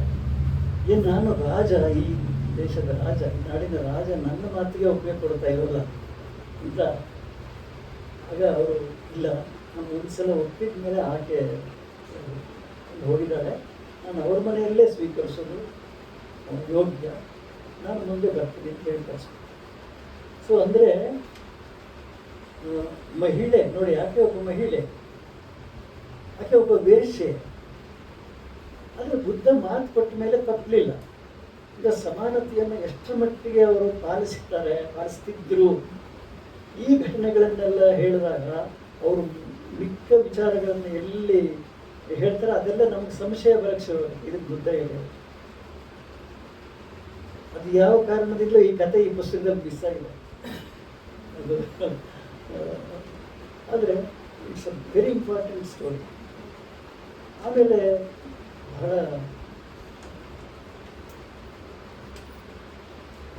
ಕಡೆ ಮಹಿಳೆಯರ ಜೊತೆ ಹಾಗೆ ಸಮಾನತೆ, ಸೋದರತೆ ಮತ್ತು ಸ್ವಾತಂತ್ರ್ಯದ ಎಲ್ಲೇ ವ್ಯವಹರಿಸಿಕೊಂಡು ಹೋಗ್ತಾರೆ. ಅದಕ್ಕೆ ಇನ್ನೂ ಬಹಳಷ್ಟು ಕಥೆಗಳನ್ನು ಹೇಳೋದು. ಬುದ್ಧ ಮೌಢ್ಯಗಳ ವಿರೋಧ ಇದ್ದ, ಯಜ್ಞಯಾಗಾದಿಗಳನ್ನು ಖಂಡಿಸ್ತಾ ಇದ್ದ ಅನ್ನೋದಕ್ಕೆ ಒಂದ್ಸಲ ಪಸೇ ನದಿ ರಾಜ ಅನ್ನೋ ದೊರೆ, ಬಸೈ ನದಿ ದೊರೆಗೆ 16 ಕನಸುಗಳು ಬೀಳ್ತವೆ. ಏನೋ ವಿಚಿತ್ರವಾದ ಕನಸುಗಳು ಬೀಳ್ತವೆ. ಅವನು ಒಂದಷ್ಟು ಜನ ಯಥಾ ಪ್ರಕಾರ ಪುರೋಹಿತರನ್ನು ಕರೆಸ್ಬಿಟ್ಟು ಈ ಥರ ಕನಸುಗಳು ಬಿದ್ದಿದೆ, ನಾನು ಏನು ಮಾಡಬೇಕು? ಅವರೆಲ್ಲ ಒಟ್ಟುಗಳು ಹೇಳ್ತಾರೆ, ನೀವು ಈಗೆಲ್ಲ ಕೆಟ್ಟ ಕನಸು, ಭಾರಿ ಕೆಟ್ಟ ಕನಸುಗಳು, ಇದಕ್ಕೆ ತುಂಬ ಯಜ್ಞಗಳು ಮಾಡಬೇಕಾಗುತ್ತೆ, ಭಾಳ ಖರ್ಚಾಗುತ್ತೆ ಅಂತೆಲ್ಲ ಹೇಳ್ತಾರೆ. ಸರಿ, ಇವನು ಯಜ್ಞ ಯಾಗಾದಿಗಳನ್ನು ಮಾಡೋದಕ್ಕೆ ತಯಾರಿ ನಡೆಸೋಕ್ಕೆ ಶುರು ಮಾಡ್ತಾರೆ.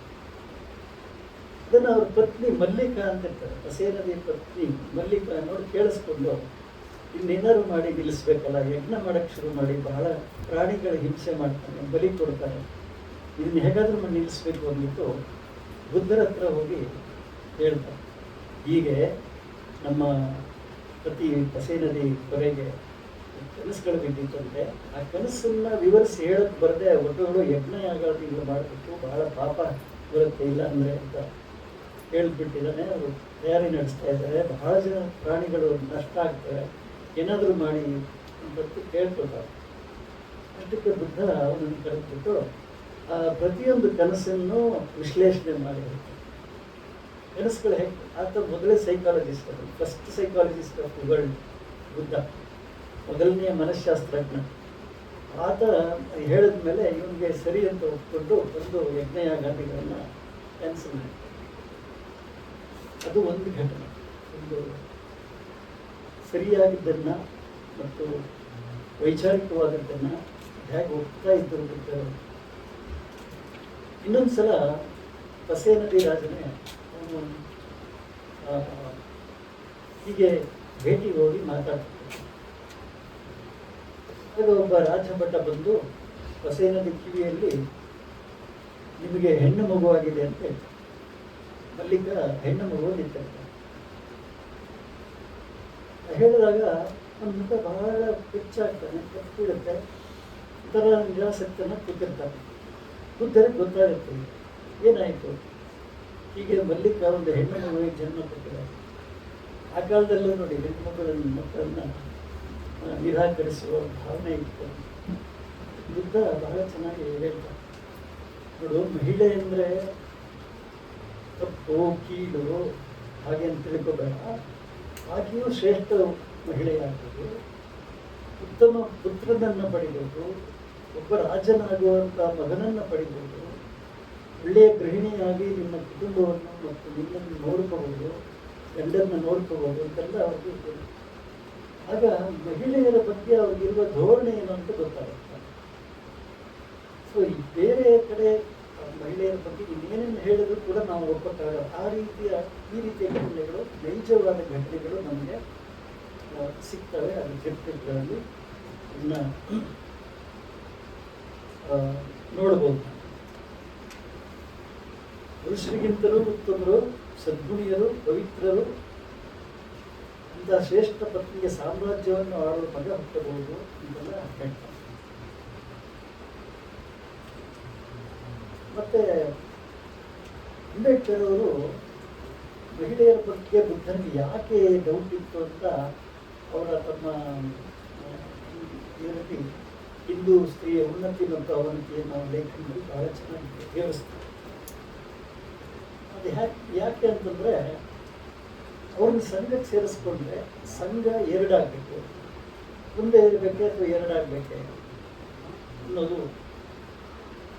ಆಮೇಲೆ ಬುದ್ಧರಿಗೆ ಕಾಮದ ಬಗ್ಗೆ ಬಹಳ ಸ್ಪಷ್ಟವಾದ ಕಲ್ಪನೆ ಇತ್ತು. ಈ ಭಿಕ್ಕುಣಿಯರು ಬಂದರೆ ಸಂಘದಲ್ಲಿ ಬ್ರಹ್ಮಚರ್ಯ ಹಾಳಾಗೋದ್ರಲ್ಲಿ ಯಾವ ಸಂಶಯವೂ ಇಲ್ಲ ಅಂತ ತಿಳ್ಕೊಂಡಿದ್ರು. ಅದನ್ನು ಬಾಬಾ ಸಾಹೇಬ್ ಹೇಳೋದು. ಅದಕ್ಕೆ ಅವರು ಬಹಳ ಯೋಚನೆ ಮಾಡಿಯೇ ಬೇಡ ಅಂದಿದ್ದಾರೆ ಅಂತ ಹೇಳ್ತಾರೆ. ಬುದ್ಧಿಸಮಲ್ಲಿ ಮಾತ್ರ ಇದು ಕಾಮದ ಬಗ್ಗೆ ಬಹಳ ಸ್ಪಷ್ಟವಾದ ಕಲ್ಪನೆ. ಇದು ಜೀವನದ ಎಲ್ಲ ತೊಡಕುಗಳಿಗೆ ಮೂಲ ಅದು ಅಂತ ಹೇಳ್ತಾರೆ. ದಿಕ್ಕುಗಳಿಗೆ ಅದು ಕಠಿಣವಾಗಿ ಪಾಲಿಸಬೇಕು ಅಂತ ಹೇಳೋದು ಅದೇ ಕಾರಣ. ಅದಕ್ಕೆ ನೋಡಿ, ಆಗಲೇ ಅವರು ದಿಕ್ಕುಗಳ ಜೀವನ ಮತ್ತು ಅವರಿಗೆ ಬೇಕಾದಷ್ಟು ನಿಯಮಗಳಿವೆ. ವಿನಯ ಪಿಟಕದಲ್ಲಿ ದಿಕ್ಕುಗಳಿಗೆ ಸಲ್ಲುವಂತೆ ಕೆಲವು ಇದಿದೆ. ಆತ ಒಂದೇ ಹೊತ್ತು ಊಟ ಮಾಡಬೇಕು ಅಂತ ಅನಿಸ್ತಾರೆ. ಅಂದರೆ ಸೂರ್ಯ ಮಧ್ಯದಲ್ಲಿರುವ ಮಧ್ಯಾಹ್ನಕ್ಕೂ ಮುಂಚೆ ಊಟ ಮಾಡಬೇಕು, ದಿನಕ್ಕೆ ಒಂದೇ ಊಟ. ಹೀಗೆಲ್ಲ ವಿಧಿಸಿರೋದ್ರಿಂದನೇ ಅವರಿಗೆ ಬ್ರಹ್ಮಚರ್ಯ ಪಾಲಿಸಕ್ಕೆ ಸಾಧ್ಯ ಅಂತ ಅನ್ಕೊಳ್ತೀನಿ. ಸಾಮಾನ್ಯವಾಗಿ ಕಂಪ್ಲೇಂಟ್ ಬರೆದಿರೋದು ನಮ್ಮ ಕಾಲದಲ್ಲಿ ಕೂಡ ಈ ಬೌದ್ಧ ಮತ್ತು ಜೈನ ಸನ್ಯಾಸಿಗಳ ಬಗ್ಗೆ ಎಲ್ಲೂ ಬರೋದು. ಆದರೆ ಹಿಂದೂ ಲಿಂಗಾಯತ ಮಠಗಳಲ್ಲಿ ಏನೇ ನಡೀತಾ ಇದೆ ನಮ್ಗೆ ಗೊತ್ತಾಗ್ತದೆ. ಸೊ ಹೀಗೆಲ್ಲ ಯೋಚನೆ ಮಾಡಿ ಅವರು ಭಿಕ್ಕುಗಳ ಸಂಘ ಕಟ್ಟಿದ್ರು. ಹಾಗೆ ಭಿಕ್ಕುಣಿಯರ ಸಂಘನು ಬೆಳೆಸಿದ್ರು ಅಂತ ಅವರು ಬಾಬಾ ಸಾಹೇಬರು ಬಹಳ ಚೆನ್ನಾಗಿ. ಬುದ್ಧನಿಗೆ ಮಹಿಳೆಯರ ಬಗ್ಗೆ ಎಷ್ಟು ಕಾಳಜಿ ಇತ್ತು ಅನ್ನೋದಕ್ಕೆ ಅವರು ಮಹಿಳೆಯರು ಅನುಭವಿಸುವ 5 ಬಗೆಯ ಯಾತನೆಗಳನ್ನು ಪಟ್ಟಿ ಮಾಡ್ತಾರೆ. 5 ಬಗೆಯ ಯಾತನೆಗಳು ಅಂದರೆ ಅವರು ಎಳೆಯ ವಯಸ್ಸಿನಲ್ಲಿ ತವರು ಬಿಡುವುದು, ಅಂದರೆ ಮದುವೆಯಾಗಿ ಹೋಗ್ಬಿಡ್ತಿದ್ರು. ಆ ಕಾಲದಲ್ಲೆಲ್ಲ ಮಕ್ಕಳಿಗೆ ಮದುವೆ ಮಾಡ್ತಿದ್ರಲ್ಲ, ಹಾಗಾಗಿ ಎಳೆ ವಯಸ್ಸಿಗೆ ಮನೆ ಬಿಟ್ಟು ಹೋಗ್ಬೇಕಾಗಿತ್ತು. ಆಮೇಲೆ ಋತುಚಕ್ರದ ನೋವು ಅನುಭವಿಸೋದು 2ನೇ. ಅದಾದಮೇಲೆ ಮದುವೆ ಆದಮೇಲೆ ಗರ್ಭ ಧರಿಸ್ಬೇಕು 3. ಆಮೇಲೆ ಮಗುವಿಗೆ ಜನ್ಮ ನೀಡುವಾಗ ಅಪರಿಮಿತವಾದ ಯಾತನೆಯನ್ನು ಅನುಭವಿಸ್ತಾಳಲ್ಲ, ಅದು 4ನೇ ಯಾತನೆ. ಕೊನೆಯದಾಗಿ ಆಕೆ ಗಂಡನ ಸೇವೆಯೇ ಮುಖ್ಯ ಅಂತ ಮಾಡ್ಕೊಂಡಿರ್ಬೇಕು, ಗಂಡನ ಸೇವೆ ಅಲ್ಲಿ ತೊಡಗಿರಬೇಕು. ಈ 5 ಯಾತನೆಗಳನ್ನ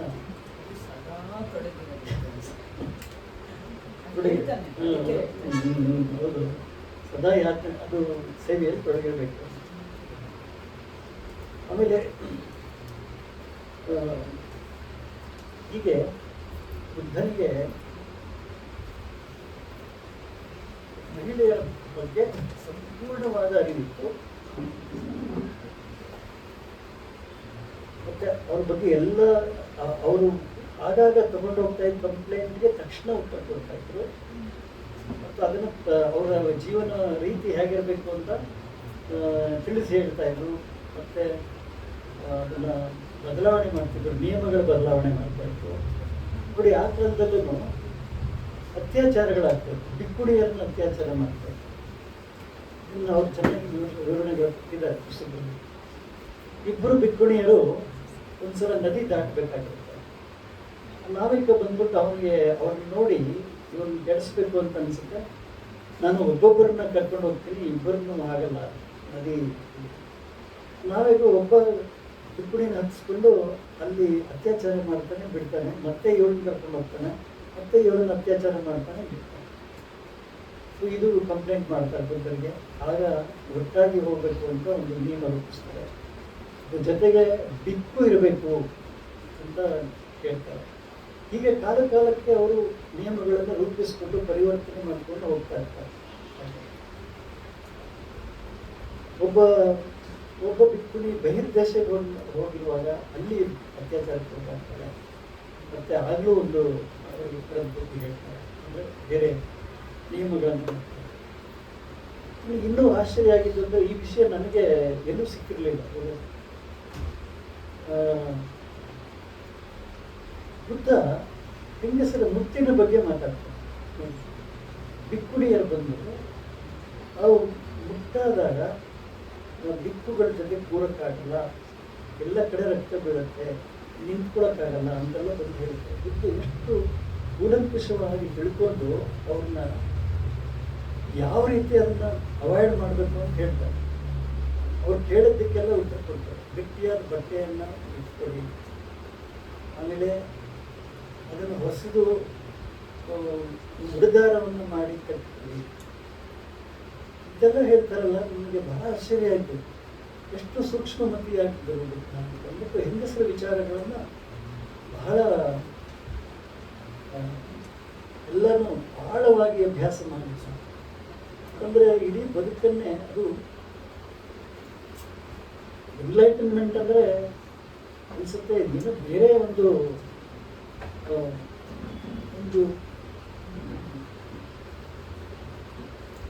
ಏನು ಹೇಳೋದು, ಎನ್ಲೈಟನ್ಮೆಂಟ್ ಅಷ್ಟೇ.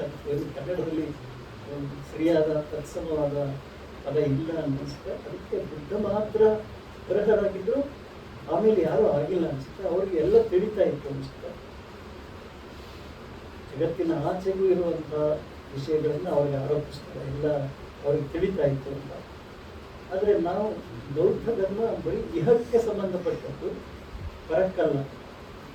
ಮತ್ತು ಅದು ನೈತಿಕತೆಯ ಆಧಾರದ ಮೇಲೆ ನಿಂತಿರೋದು, ಕೇವಲ ನೀತಿಗಳು ಅಷ್ಟೇ. ಅದ್ರ ಮೇಲೆ ಮತ್ತು ವೈಚಾರಿಕತೆಯ ಆಧಾರದ ಮೇಲೆ ನಿಂತಿರೋದು. ಇದನ್ನು ನಾವು ಮೇಲ್ಮಟ್ಟದಲ್ಲಿ ಬೌದ್ಧ ಧರ್ಮ ಏನು ಅಂತ ಹೇಳಿದ್ರೆ ಹೇಳೋದು. ಇವರೆಲ್ಲರೂ ಬಹಳ ಸುಳ್ಳುಗಳು ಹೇಳ್ತಾ ಇದ್ದಾರೆ. ಸುಳ್ಳುಗಳನ್ನು ಹಬ್ಬಿಸ್ತಿದ್ದಾರೆ. ಅಂದರೆ ಈ ವೈದಿಕ ಇಂಟೆಲೆಕ್ಚುವಲ್ಸ್ ಅಂತ ಏನು ಕರಿತೀವಿ, ಅವರು ಉಪನಿಷತ್ ಋಷಿ ಬುದ್ಧ ಅಂತೆಲ್ಲ ಸುಳ್ಳು ಹೇಳ್ತಾರೆ. ನಾನು ಮೂಲತಃ ಕೇಳೋದೊಂದು ಪ್ರಶ್ನೆ ಅವ್ರಿಗೆ, ಉಪನಿಷತ್ತು ಆತ್ಮ ಪರಮಾತ್ಮದ ಮೇಲೆ ನಿಂತಿದೆ ಇಡೀ ಉದ್ದಕ್ಕೂ. ಆದರೆ ಬುದ್ಧ ತನ್ನ ಬೇಸಿಕ್ ಪ್ರಿನ್ಸಿಪಲ್ಸಲ್ಲಿ 3 ಮುಖ್ಯ ಲಕ್ಷಣಗಳಲ್ಲಿ ಅನರ್ಥ ಅನ್ನೋದು ಒಂದು. ಅದು ಬೌದ್ಧ ಧರ್ಮದ ಒಂದು ಇದೆ. ಸಭ್ಯ ಸಂಕಾರ ಅನಿಚ್ಛ, ಸಭ್ಯ ಸಂಕಾರ ದುಃಖ, ಸಭ್ಯ ಧರ್ಮ ಅನರ್ಥ. ಸಂಕಾರ ಅಂದರೆ ಮೆಂಟಲ್ ಫಾರ್ಮೇಷನ್ಸ್. ಯಾರು ಯಾವ ಧರ್ಮನೂ ಹೇಳಲ್ಲ.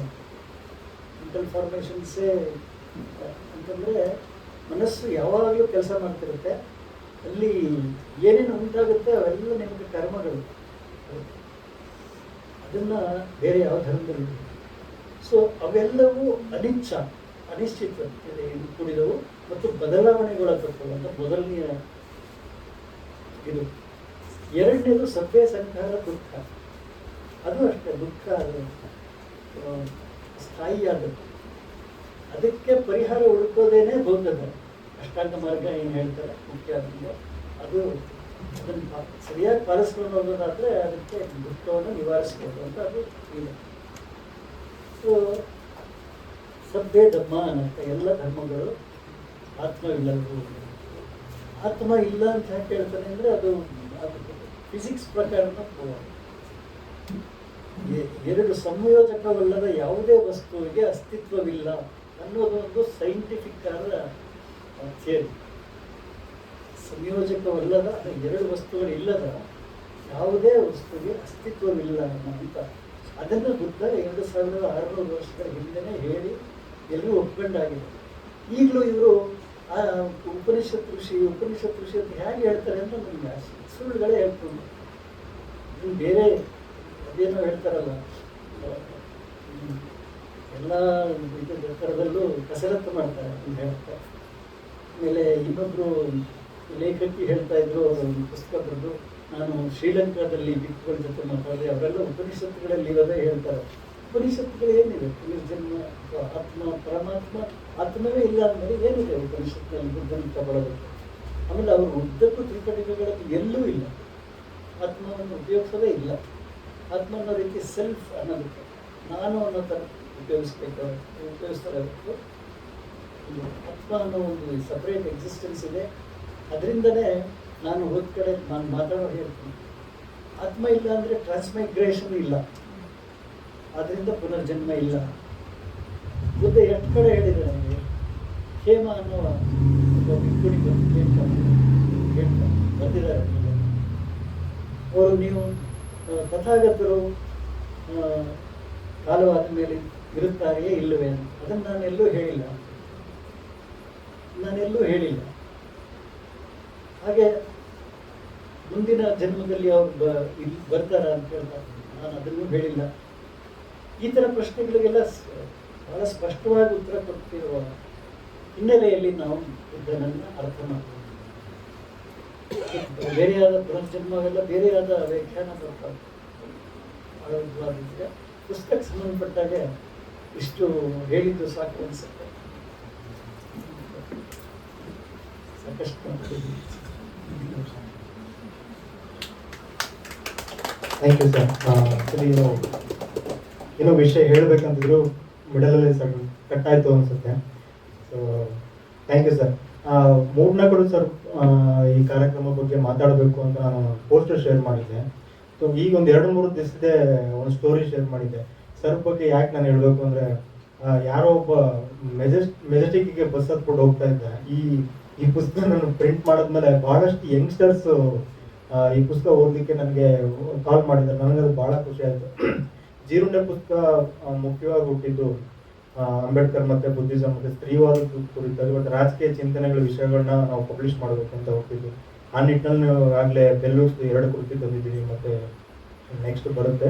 ಇದು ಈ ಪುಸ್ತಕ ನಾನು ಪಬ್ಲಿಷ್ ಮಾಡಿದ್ಮೇಲೆ ಭಾಳಷ್ಟು ಯಂಗ್ಸ್ಟರ್ಸು ಈ ಪುಸ್ತಕನ ಓದ್ತಿದ್ದಾರೆ. ಅದು ನನಗೆ ಭಾಳ ಖುಷಿ. ಅದರಲ್ಲಿ ಒಬ್ಬ ಮಾತ್ರ ಅವನ ಭಾಳ ಕಾಮಿಕ್ ಆಗಿ ಅದು ನಡೆಯುವುದು. ಬಸ್ಸಲ್ಲಿ ಹೋಗ್ಬೇಕಾದ್ರೆ ಅವನು ಸರ್ 4 ಅವರ್ ಟ್ರೈನ್ ಜರ್ನಿ ಇದೆ, ನಾನು ಈ ಪುಸ್ತಕ ಓದಲೇಬೇಕು. ಸೊ ದಯವಿಟ್ಟು ನನಗೆ ವಿಜಯನಗರ ಬಸ್ ಸ್ಟ್ಯಾಂಡಲ್ಲಿ ನನ್ನ ಬಸ್ ಪಾಸ್ ಆಗುತ್ತೆ, ತಂದು ಕೊಟ್ಬಿಟ್ಟು ಹೊರಟೋಗ್ಬಿಡಿ, ಸೊ ಬೈಕ್ ಹೋಗ್ಬಿಡಿ ಅಂತ ಹೇಳಿದ. ನನಗೆ ಖುಷಿ ಆಯ್ತು. ಅವನು ಯಾಕೆ ಈ ಪುಸ್ತಕ ಓದಬೇಕು ಅಂತ ಅನ್ಕೊಂಡ ಅಂದರೆ, 3-4 ಸರ್ ಈ ಕಾರ್ಯಕ್ರಮಕ್ಕೆ ಬಂದು ಮಾತಾಡ್ತಿದ್ದಾರೆ ಅಂತ ಅವ್ನು ಪೋಸ್ಟರ್ ನೋಡಿ ಸರ್ ಏನೋ ಮಾತಾಡ್ತಿದ್ದಾರಲ್ಲ, ಹಂಗಾರೆ ಭಾಳ ಇದು ಒಳ್ಳೆ ಪುಸ್ತಕನೇ ಇರಬೇಕು, ನಾನು ಅವ್ರನ್ನ ತುಂಬ ಫಾಲೋ ಮಾಡ್ತಾ ಇದ್ದೀನಿ, ದಯವಿಟ್ಟು ಆ ಪುಸ್ತಕ ತಂದುಕೊಡಿ ಅಂದ್ಬಿಟ್ಟು ಅವನು ಬಸ್ಸಲ್ಲೇ ಕೂತಿದ್ದೆ. ನಾನು ಹೋಗಿ ಪುಸ್ತಕ ತಂದುಕೊಟ್ಟೆ. ಅವನು ಟ್ರೈನಲ್ಲಿ ಓದಿ ಆಮೇಲೆ ಮತ್ತೆ ತಿರ್ಗಾ ಫೋನ್ ಮಾಡಿದ್ದ, ಭಾಳ ಚೆನ್ನಾಗಿದೆ ಸರ್, ಭಾಳ ಒಳ್ಳೆ ಕಲೆಕ್ಷನ್ ಇದು. ಸೊ ಸರ್ಗೆ ನನಗೆ ನನ್ನ ಕಡೆಯಿಂದ ಒಂದು ಥ್ಯಾಂಕ್ಸ್ ಹೇಳ್ಬಿಡಿ, ನಾನು ಯಾವಾಗಲೂ ಭೇಟಿ ಮಾಡ್ತೀನಿ ಅಂತ ಹೇಳಿದ ವಿಷಯ ತಲುಪಿಸಿದ್ದೀನಿ. ಸೊ ನೆಕ್ಸ್ಟ್ ಈ ಕುರಿತಾಗಿ ಸರಸ್ವತಿ ಮೇಡಮ್ ಮಾತಾಡಿ.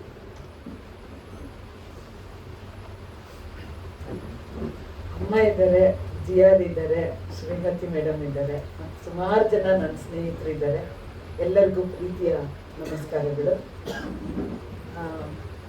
ಇನ್ನೊಂದು ಸಣ್ಣ ಕ್ಲಾರಿಫಿಕೇಶನ್, ಶೈಲಜಾ ಇದ್ರ ಬಗ್ಗೆ ಅದ್ರ ಒಳಗಡೆ ಮುಳುಗಿ ಎದ್ದು ತಲೆ ಕೆಡಿಸ್ಕೊಂಡು ಎಲ್ಲ ಮಾಡಿ ಮುಗಿಸೋ ಹಂತದಲ್ಲಿ ನಾನು ಎಂಟ್ರಿ ತಗೊಂಡು ಅದನ್ನು ಓದಿ ಹೇಳಿದಾಗ ನನಗೆ ತುಂಬ ಇಷ್ಟ ಆಗಿ ಒತ್ತಾಯ ಮಾಡಿದೆ, ನೀವು ತರಲೇಬೇಕು, ಒಂದು ಟೈಮ್ ಲಿಮಿಟ್ ಇಟ್ಕೊಳ್ಳಿ, ಇಲ್ಲ ಅಂತಂದರೆ ವೇಸ್ಟ್ ಆಗಿಬಿಡುತ್ತೆ ಅಂತ ಒತ್ತಾಯ ಮಾತ್ರ ಮಾಡಿದ್ದು. ಮಿಕ್ಕಿದೆಲ್ಲ ಕ್ರೆಡಿಟು ಶೈಲಜನಿಗೆ ಸಲ್ಲಬೇಕು. ನಾನು ಬರೆಸ್ದವಳಲ್ಲ ಇದನ್ನು. ಇನ್ನೂ ಒಂದು ಸ್ವಲ್ಪ ಕ್ರೆಡಿಟ್ ಹೋಗ್ಬೇಕು ಅಂತಂದರೆ ವೇಣು ಸರ್ ಇಲ್ಲೇ ಕೂತಿದ್ದಾರೆ. ಅವರಂತೂ ಅಷ್ಟೇ ಇದರಲ್ಲಿ ಮುಳುಗಿ ಬೇಕಾಗಿರೋ ಆಕಾರಗಳನ್ನು ಹುಡ್ಕೋದು, ಚರ್ಚೆ ಮಾಡೋದು ಅದನ್ನು ಮಾಡಿದ್ದಾರೆ. ನನಗೇನು ಹೆಚ್ಚು ಕ್ರೆಡಿಟ್ ಬೇಡ ಅಂತ ಅನಿಸುತ್ತೆ. ನಾನು ಮೊದಲಿಗೆ ಕಲಮ ಸೂತ್ರದಲ್ಲಿ ಬುದ್ಧ ಹೇಳೋ ಮಾತಿನಿಂದ ಶುರು ಮಾಡ್ತೀನಿ. ಅದು ಯಾವುದೇ ಒಂದು ವಿಷಯ ನಿನ್ನ ಪರಂಪರೆಯಿಂದ ಬಂದಿದೆ ಅಂತಂದ್ರೆ ನೀನು ಒಪ್ಕೋಬೇಕಾಗಿಲ್ಲ, ನಿನ್ನ ಗುರುಗಳು ಹೇಳಿದ್ದಾರೆ ಅಂತಂದ್ರೆ ನೀನು ಒಪ್ಕೋಬೇಕಾಗಿಲ್ಲ, ನಿನ್ನ ಧರ್ಮ ಗ್ರಂಥಗಳಲ್ಲಿ ಹೇಳಿದೆ ಅನ್ನೋ ಕಾರಣಕ್ಕೆ ಒಪ್ಕೋಬೇಕಾಗಿಲ್ಲ, ನಿನಗೊಬ್ರು ಒತ್ತಾಯ ಮಾಡ್ತಾರೆ ಅಂತಂದ್ರೆ ಒಪ್ಕೋಬೇಕಾಗಿಲ್ಲ, ಅದು ಒಂದು ಗಾಸಿಪ್ ತರ ಬಂತು ಅಂತಂದ್ರೆ ಒಪ್ಕೋಬೇಕಾಗಿಲ್ಲ, ಅದು ಜನಾಭಿಪ್ರಾಯ ಅಂದ್ರೆ ಒಪ್ಕೋಬೇಕಾಗಿಲ್ಲ. ನೀನ್ ನೋಡು, ಮನಗಾಣು, ನಿನಗದು ಒಪ್ಪಿಗೆ ಆಗಿ ಹಂಗೇನೆ ನಡೆದ್ರೆ ಅದು ಹಿತ ಅನ್ಸಿದ್ರೆ, ಯಾವುದು ಹಿತ? ತನಗೂ ಮತ್ತು ಸರ್ವರಿಗೂ ಹಿತ ಅಂತ ಅನ್ನಿಸ್ದಾಗ ಅದನ್ನ ನೀನು ಅನುಸರಿಸ್ಕೊಂಡು ಹೋಗು ಅಂತ ಹೇಳ್ತಾನೆ. ನನಗೆ ಈ ಪುಸ್ತಕ ಯಾಕೆ ಮುಖ್ಯ ಆಗೋದು ಅಂತಂದ್ರೆ, ನಾವು ಸುಮಾರು ಜನ ಐಲ್ಯಾಂಡ್ಗಳ ತರ ಇದ್ದೀವಿ. ಜಾತಿ, ಲಿಂಗತ್ವ, ವರ್ಗ ಇವು ಎಲ್ಲವೂ ನಮ್ಮನ್ನ ಒಡೆದಿದೆ. ನಮಗೆ ಮನುಷ್ಯರಾಗಿ ನಮಗೆ ಪರಸ್ಪರ ಪರಿಚಯನೇ ಇಲ್ಲ ಅನ್ನೋದನ್ನ ನಾನು ಗಾಢವಾಗಿ ನಂಬ್ತೀನಿ. ಗಂಡು ಹೆಣ್ಣು ಅಷ್ಟೇನೆ, ನಮಗೊಂಥರ ತುಂಬ ವೀಸಾಗಳು, ಪಾಸ್ಪೋರ್ಟ್ಗಳು ಬೇಕಾಗಿದೆ. ಇದನ್ನ ನಾನು ಪದೇ ಪದೇ ಎಲ್ಲ ಕಡೆಯಲ್ಲೂ ಹೇಳ್ತಾ ಇದ್ದೀನಿ. ನಮಗೆ ಪರಿಚಯವೇ ಇಲ್ಲ. ನಾವು ಇಬ್ಬರೂ ಪರಿಚಿತರೇ ಅಲ್ಲ ಅಂದಾಗ, ನಾವು ಒಂದು ಮುಖಾಮುಖಿ ಆದಾಗ, ಎದುರಾದಾಗ, ಒಂದು ಸಂಘರ್ಷಕ್ಕೆ ಒಡ್ಕೊಂಡಾಗ ಏನೋ ಒಂದು ಬದಲಾವಣೆ ಬರುತ್ತೆ. ಬುದ್ಧ ಬೇಡ ಅಂದಿದ್ದು ಸತ್ಯ, ಆಮೇಲೆ ಹೆಣ್ಮಕ್ಳನ್ನ ಸೇರಿಸ್ಕೊಂಡಿದ್ದು ಸತ್ಯ. ಆ ಸೇರಿಸ್ಕೊಂಡ ಕಾರಣಕ್ಕೆ ಆದಂತ ಸಂಘರ್ಷದಲ್ಲಿ ಎಷ್ಟೊಂದು ಎಲ್ಲಾನು ಮನವರಿಕೆ ಆಯಿತು. ಇದೇ ಮಾತನ್ನ ಬಾಬಾ ಸಾಹೇಬ್ರ ಚಳುವಳಿಯಲ್ಲಿ ಪಾಲ್ಗೊಂಡಂತ ಹೆಣ್ಮಕ್ಳ ಬಗ್ಗೆ ಊರ್ಮಿಳಾ ಪವರ್ ಬರೀಬೇಕಾದ್ರೆ ನನ್ಗೆ ಹೆಸರು ಮರ್ತೋಯ್ತು. ಅವಳು ಕೇಳ್ತಾಳೆ, ನಿನ್ಗೆ ಅಂಬೇಡ್ಕರ್ ಚಳವಳಿಯ ಅನುಭವ ಹೇಗಿತ್ತು ಅಂತಂದ್ರೆ, ಇಲ್ಲ ನಂಗೆ ತುಂಬಾ ಚೆನ್ನಾಗಿತ್ತು. ನನ್ನ ಜೊತೆನಲ್ಲಿ ಇದ್ದಂತ ಎಲ್ಲ ಗಂಡಸರು, ಗಂಡು ಮಕ್ಕಳು ನನ್ನನ್ನು ತುಂಬಾ ಗೌರವದಿಂದ ನೋಡ್ಕೊಂಡಿದ್ದಾರೆ, ಪ್ರೀತಿಯಿಂದ ನೋಡ್ಕೊಂಡಿದ್ದಾರೆ, ಜೋಪಾನ ಮಾಡ್ತಿದ್ರು. ದೂರ ಹೋದಾಗ, ರಾತ್ರಿ ಹೊತ್ತಲ್ಲಿರುವಾಗ ಎಲ್ಲನೂ ಸರಿ. ಆದ್ರೆ ಇವ್ರು ಎಂಥ ಮೂರ್ಖರು ಅಂದ್ರೆ, ನಮಗೆ ಕೆಲವು ವಿಶೇಷವಾಗಿರೋ ತೊಂದರೆಗಳಿರ್ತವೆ. ಏನು ಮಾಡು ಇವ್ರಿಗೆ ಅರ್ಥನೇ ಆಗೋದಿಲ್ಲ. ನಮಗೆ ಮುಟ್ಟಾದಾಗ ಏನೇನೋ ಸಮಸ್ಯೆ ಬರುತ್ತೆ, ಮಕ್ಕಳನ್ನ ಹೆರ್ತೀವಿ, ಏನೇನೋ ಇರುತ್ತೆ, ಅದು ಏನು ಇವರಿಗೆ ಗೊತ್ತಾಗಲ್ಲ ಅಂತ. ಎಷ್ಟೊಂದು ಗೊತ್ತಿಲ್ಲ ನಾವು ಪರಸ್ಪರ ಅಪರಿಚಿತರು. ಮದುವೆ ಮಾಡ್ಕೊಂಡು 40 ವರ್ಷ ಒಟ್ಟಿಗೆ ಇರ್ಬೋದು, 400 ವರ್ಷನೂ ಒಟ್ಟಿಗೆ ಇರ್ಬೋದು, ಆದ್ರೆ ನಾವು ಗೊತ್ತಿಲ್ಲದೇನೆ ಇರ್ಬೋದು.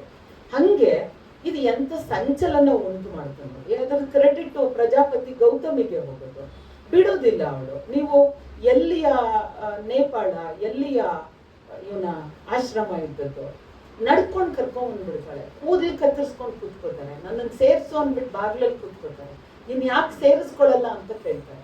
ಆದ್ರೆ ಒಪ್ಪಿಕೊಂಡು ಆ ಸಂಘರ್ಷಕ್ಕೆ ಒಪ್ಪಿಕೊಂಡಾಗ ನಂಗನ್ಸುತ್ತೆ ಈ ಸಂಘರ್ಷ ಅನ್ನೋದು ಬಹಳ ಮುಖ್ಯ. ನಾವು ಒಬ್ರಿಗೊಬ್ರಿಗೆ ಸಂಘರ್ಷಕ್ಕೆ ಒಡ್ಕೊಳ್ಳಕ್ಕೆ ಹೆದರ್ಕೊಂತೀವಿ, ಕಳ್ಕೊಳ್ತೀವಿ ಅನ್ನೋ ಭಯಕ್ಕೋ ಅಥವಾ ಅಭದ್ರತೆಗೋ ಏನೋ ಕಾರಣಕ್ಕೋ ನಮಗೆ ಪರಸ್ಪರ ಭೀತಿ ಇದೆ. ಆ ಭೀತಿಯಿಂದ ಉಂಟಾಗುವ ಗೌರವ ಇದೆ, ಅದನ್ನ ನಾವು ಬಹಳ ಗೌರವ ಅಂತ ಭಾವಿಸ್ತೀವಿ. ಹೆಣ್ಣನ್ನ ಒಂದು ಸಹಜ ಜೀವಿಯಾಗಿ, ಒಬ್ಬ ಸಹ ಪಯಣಿಗಳಾಗಿ, ಸಹ ಯಾತ್ರಿಯಾಗಿ ನೋಡುವಂತ ಪ್ರಕ್ರಿಯೆಯನ್ನ ನಾನು ಖಂಡಿತವಾಗೂ ಈ ಪುಸ್ತಕದಲ್ಲಿ ಕಾಣ್ತೀನಿ. ನನಗೆ ತುಂಬಾ ಯಾಕೆ ಮುಖ್ಯ ಆಗೋದು ಅಂತಂದ್ರೆ, ಆಗಿನ ಕಾಲಘಟ್ಟ ನಾವು ಮರಿಬಾರ್ದು. ಎಲ್ಲವೂ ಅದ್ಭುತವಾಗಿತ್ತು ಅಂತಾನು ನಾವು ಭಾವಿಸ್ಬೇಕಾಗಿಲ್ಲ. ಸಂಘರ್ಷಕ್ಕೆ ಒಡ್ಕೊಂಡಂತ ಬುದ್ಧನ್ಗೆ ನಾನು ನಿಜವಾಗ್ಲೂ ಆತ ಒಬ್ಬ ಫೆಮಿನಿಸ್ಟ್ ಅಂತಾನೆ ಭಾವಿಸ್ತೇನೆ. ಅವನು ಹೆಣ್ಮಕ್ಳನ್ನ ಹೆಂಗೆ ಗೌರವಿಸ್ಬೇಕು ಅನ್ನೋದನ್ನ 5 ರೀತಿಯಲ್ಲಿ ಹೇಗೆ ಗೌರವಿಸ್ಬೋದು ಅನ್ನೋದನ್ನ ಹೇಳ್ತಾನೆ. ಏನು ಅಂತಂದ್ರೆ, ಗೌರವಿಸುವ ಮೂಲಕ, ಪತಿ ಪತ್ನಿಯನ್ನ ಗೌರವಿಸುವ ಮೂಲಕ, ನಿಂದಿಸಿ ಕಡೆಗಣಿಸದಿರುವ ಮೂಲಕ, ಅವಳಿಗೆ ನಿಷ್ಠನಾಗಿರುವ ಮೂಲಕ, ಅವಳಿಗೆ ಅಧಿಕಾರ ನೀಡುವ ಮೂಲಕ. ಎಲ್ಲ ಸ್ತ್ರೀವಾದಿಗಳು ಇದಕ್ಕಿಂತ ಭಿನ್ನವಾಗಿರುವಂಥದ್ದನ್ನ ಏನೂ ಕೇಳಿಲ್ಲ. ಅದ್ರ ಬಗ್ಗೆ ಅವನಿಗೊಂದು ಅರಿವಿತ್ತು ಅಂತ ಅಂದ್ಬಿಟ್ಟು. ಮತ್ತೆ ನಾವು ಅಧಿಕಾರದ ಹಂಚಿಕೆಯ ಬಗ್ಗೆ ಮಾತಾಡ್ತೀವಿ. ಎಲ್ಲ ಒಂದ್ ಕಡೆನಲ್ಲಿ 33% ರಿಸರ್ವೇಶನ್, 4 ಸೀಟ್ ಬಸ್ಸಲ್ಲಿ ಕೊಟ್ಬಿಟ್ರೆ ಉಳಿಕೆದೆಲ್ಲ ನಮಗೆ, ಅದು ನೀವು ಕೂತ್ಕೊಳ್ಳಂಗಿಲ್ಲ ಅನ್ನೋ ಭಾವ ಇದೆಯಲ್ಲ. ಅವನ ಇನ್ನೂ ಒಂದು ಮಾತು ಹೇಳ್ತಾನೆ, ಅವಳಿಗೆ ಆಭರಣವನ್ನು ಕೊಡಿಸುವ ಮೂಲಕ, ಇದನ್ನು ಹೇಳ್ತಾನೆ. ಅಲ್ಲಿ ನೋಡಿ, ಈ ಅವನು ಗುರುತಿಸಿ ಅವನ ಸಮಕಾಲೀನರಾಗಿ ಅತ್ಯಂತ ಗೌರವ ಕೊಟ್ಟಂತಹ ಹೆಣ್ಮಕ್ಳು ಕೆಲವ್ರದ್ದು ಹೆಸರು ಹೇಳ್ತೀನಿ. ಪ್ರಜಾಪತಿ ಗೌತಮಿ, ಅವಳು ಹಿರಿಕಳನು ಆಗಿರ್ತಾಳೆ. ಎಲ್ಲರೂ ಸಾಮಾನ್ಯರಿಂದ ಹಿಡಿದು ರಾಜರವರೆಗೂ ಸಮಾನವಾಗಿ ಒಂದು ಗೌರವ ಇರುತ್ತೆ ಅವಳ ಬಗ್ಗೆ. ಈ ಉಪ್ಪಲವಣ್ಣಂದು ತುಂಬಾ ದುರಂತಮಯ ಬದುಕು ಅವಳದು. ಅವಳು ದಿವ್ಯ ಶಕ್ತಿ ಉಳ್ಳವಳು ಅಂತ ಹೇಳ್ತಾನೆ ಬುದ್ಧ. ಈ ಕಿಸ ಗೌತಮಿ ಮಗುವನ್ನ ಕಳ್ಕೊಂಡು ಅವನ ಹತ್ರಕ್ಕೆ ಬರ್ತಾಳೆ. ಸಾವಿಲ್ಲದ ಮನೆಯ ಸಾಕ್ಯದೇತ ಅಂತ ಅನ್ನೋದು. ತಪಸ್ಸಿನ 11 ನಿಯಮಗಳನ್ನ ಕಟ್ಟುನಿಟ್ಟಾಗಿ ಅನುಸರಿಸ್ತಾ ಇದ್ದವಳು ಅನ್ನೋದಕ್ಕೆ ಅವಳಿಗೊಂದು ಗೌರವ ಇರುತ್ತೆ. ಸಕುಲ ಅನ್ನೋಳಿಗೆ ದಿವ್ಯ ದೃಷ್ಟಿ ಇದೆ ಅವಳಿಗೆ ಅಂತ. ಸಮ ಅನ್ನೋಳು ಮನಸ್ಸು ಕೊಂಚವೂ ವಿಚಲಿತಳಾಗದೆ ಧ್ಯಾನ ಮಗ್ನಳಾಗುವವಳಂತೆ ಅವಳು. ಆಮೇಲೆ ಪದುಮರಂಜನ ಅನ್ನೋಳು ಅರ್ಥವನ್ನ ಸೂಕ್ತವಾಗಿ ವಿಶ್ಲೇಷಿಸಿ ಧರ್ಮ ಮಾರ್ಗವನ್ನು ಬೋಧನೆಯ ಮೂಲಕ ಬೆಳೆಸ್ತಾ ಇರೋಳು ಅಂತ ಅಂದ್ಬಿಟ್ಟು. ಈ ಪಟಾಚಾರ ಅಂತ ಅವಳದೂ ತುಂಬಾ ದುರಂತದ ಬದುಕು, ಎಲ್ಲರನ್ನೂ ಕಳ್ಕೊಂತಾರೆ. ಶಿಸ್ತನ್ನ ಉಲ್ಲಂಘಿಸದೆ ಗೌರವ ಪೂರ್ವಕವಾಗಿ ಎತ್ತಿ ಹಿಡಿಯುವವಳು. ಆಗ್ಲೇನೆ ಅವ್ರು ಬಂದ್ರು, ಅವ್ರು ಸೇರ್ಕೊಂಡ್ರು, ಅವ್ರನ್ನ ಗುರುತಿಸ್ದ, ಮತ್ತೆ ಅವ್ರಿಗೊಂದು ಮುಖ್ಯವಾಗಿರುವಂತ ಜವಾಬ್ದಾರಿಯನ್ನು ಕೊಟ್ಟಿದ್ದು ಅಂತ ಅಂದ್ಬಿಟ್ಟು. ಮತ್ತೆ ಈಗಾಗ್ಲೇನೆ ಮೂಡ್ನ ಕೊಡೋರು 5 ಯಾತನೆಗಳು ಯಾವುದು ಅಂತ ಅನ್ನೋದನ್ನ ಹೇಳಾಗಿದೆ. ಅದನ್ನ ನಾನು ಮತ್ತೆ ರಿಪೀಟ್ ಮಾಡೋದಿಲ್ಲ. ಮತ್ತೆ ಇನ್ನೊಂದು, ಯಾಕೆ ಅಸಹನೀಯವಾದ ಅಸೂಯೆಯ ಮೂಲ ಏನು ಹೆಣ್ಣು ಮಕ್ಕಳಲ್ಲಿ ಇರೋದಿಕ್ಕೆ ಅಂತ ಅನ್ನೋದಿಕ್ಕೆ ಬುದ್ಧ ಗುರುತಿಸೋ ಇದು ರೀಸನ್ಸ್, ಗಂಡನ ಮೇಲಿನ ಅವಲಂಬನೆ, ಅವನಿಗಾಗಿ ಇಡೀ ಬದುಕನ್ನು ಮುಡುಪಾಗಿಟ್ಟು ದುಡಿಯುವುದು, ಇವುಗಳಿಂದಾಗಿ ಅವರು ಗಂಡನನ್ನು ತುಂಬಾ ಅವಲಂಬಿಸುತ್ತಾರೆ. ಇದರಿಂದ ಅವರಲ್ಲಿ ಅಸುರಕ್ಷತೆಯ ಭಾವನೆ ಮತ್ತು ಅಸೂಯೆ ಮೂಡುತ್ತದೆ ಅಂತ ಹೇಳ್ತಾನೆ. ನಿನಗೆ ಜಗತ್ತನ್ನೇ ತೋರಿಸಿಲ್ಲ, 4 ಗೋಡೆ ಒಳಗಡೆ ಆತನೇ ನಿನ್ನ ಸರ್ವಸ್ವ ಅಂತ ಅಂದಾಗ ನಾನು ಈಚೆಗೆ ಬರಲ್ಲ, ಬೈಲ್ ನೋಡಲ್ಲ, ಆಕಾಶ ನೋಡಲ್ಲ, ತಾರೆ ನೋಡಲ್ಲ, ಗಿಡ ಮಳಿಯೋದ್ ನೋಡೋದಿಲ್ಲ. ಅವನನ್ನ ಅವಲಂಬಿಸೋದ್ರಿಂದ ಉಂಟಾಗುವಂಥದ್ದನ್ನ ಬಹಳ ಚೆನ್ನಾಗಿ ಹೇಳಿದ್ದಾನೆ. ಮತ್ತೆ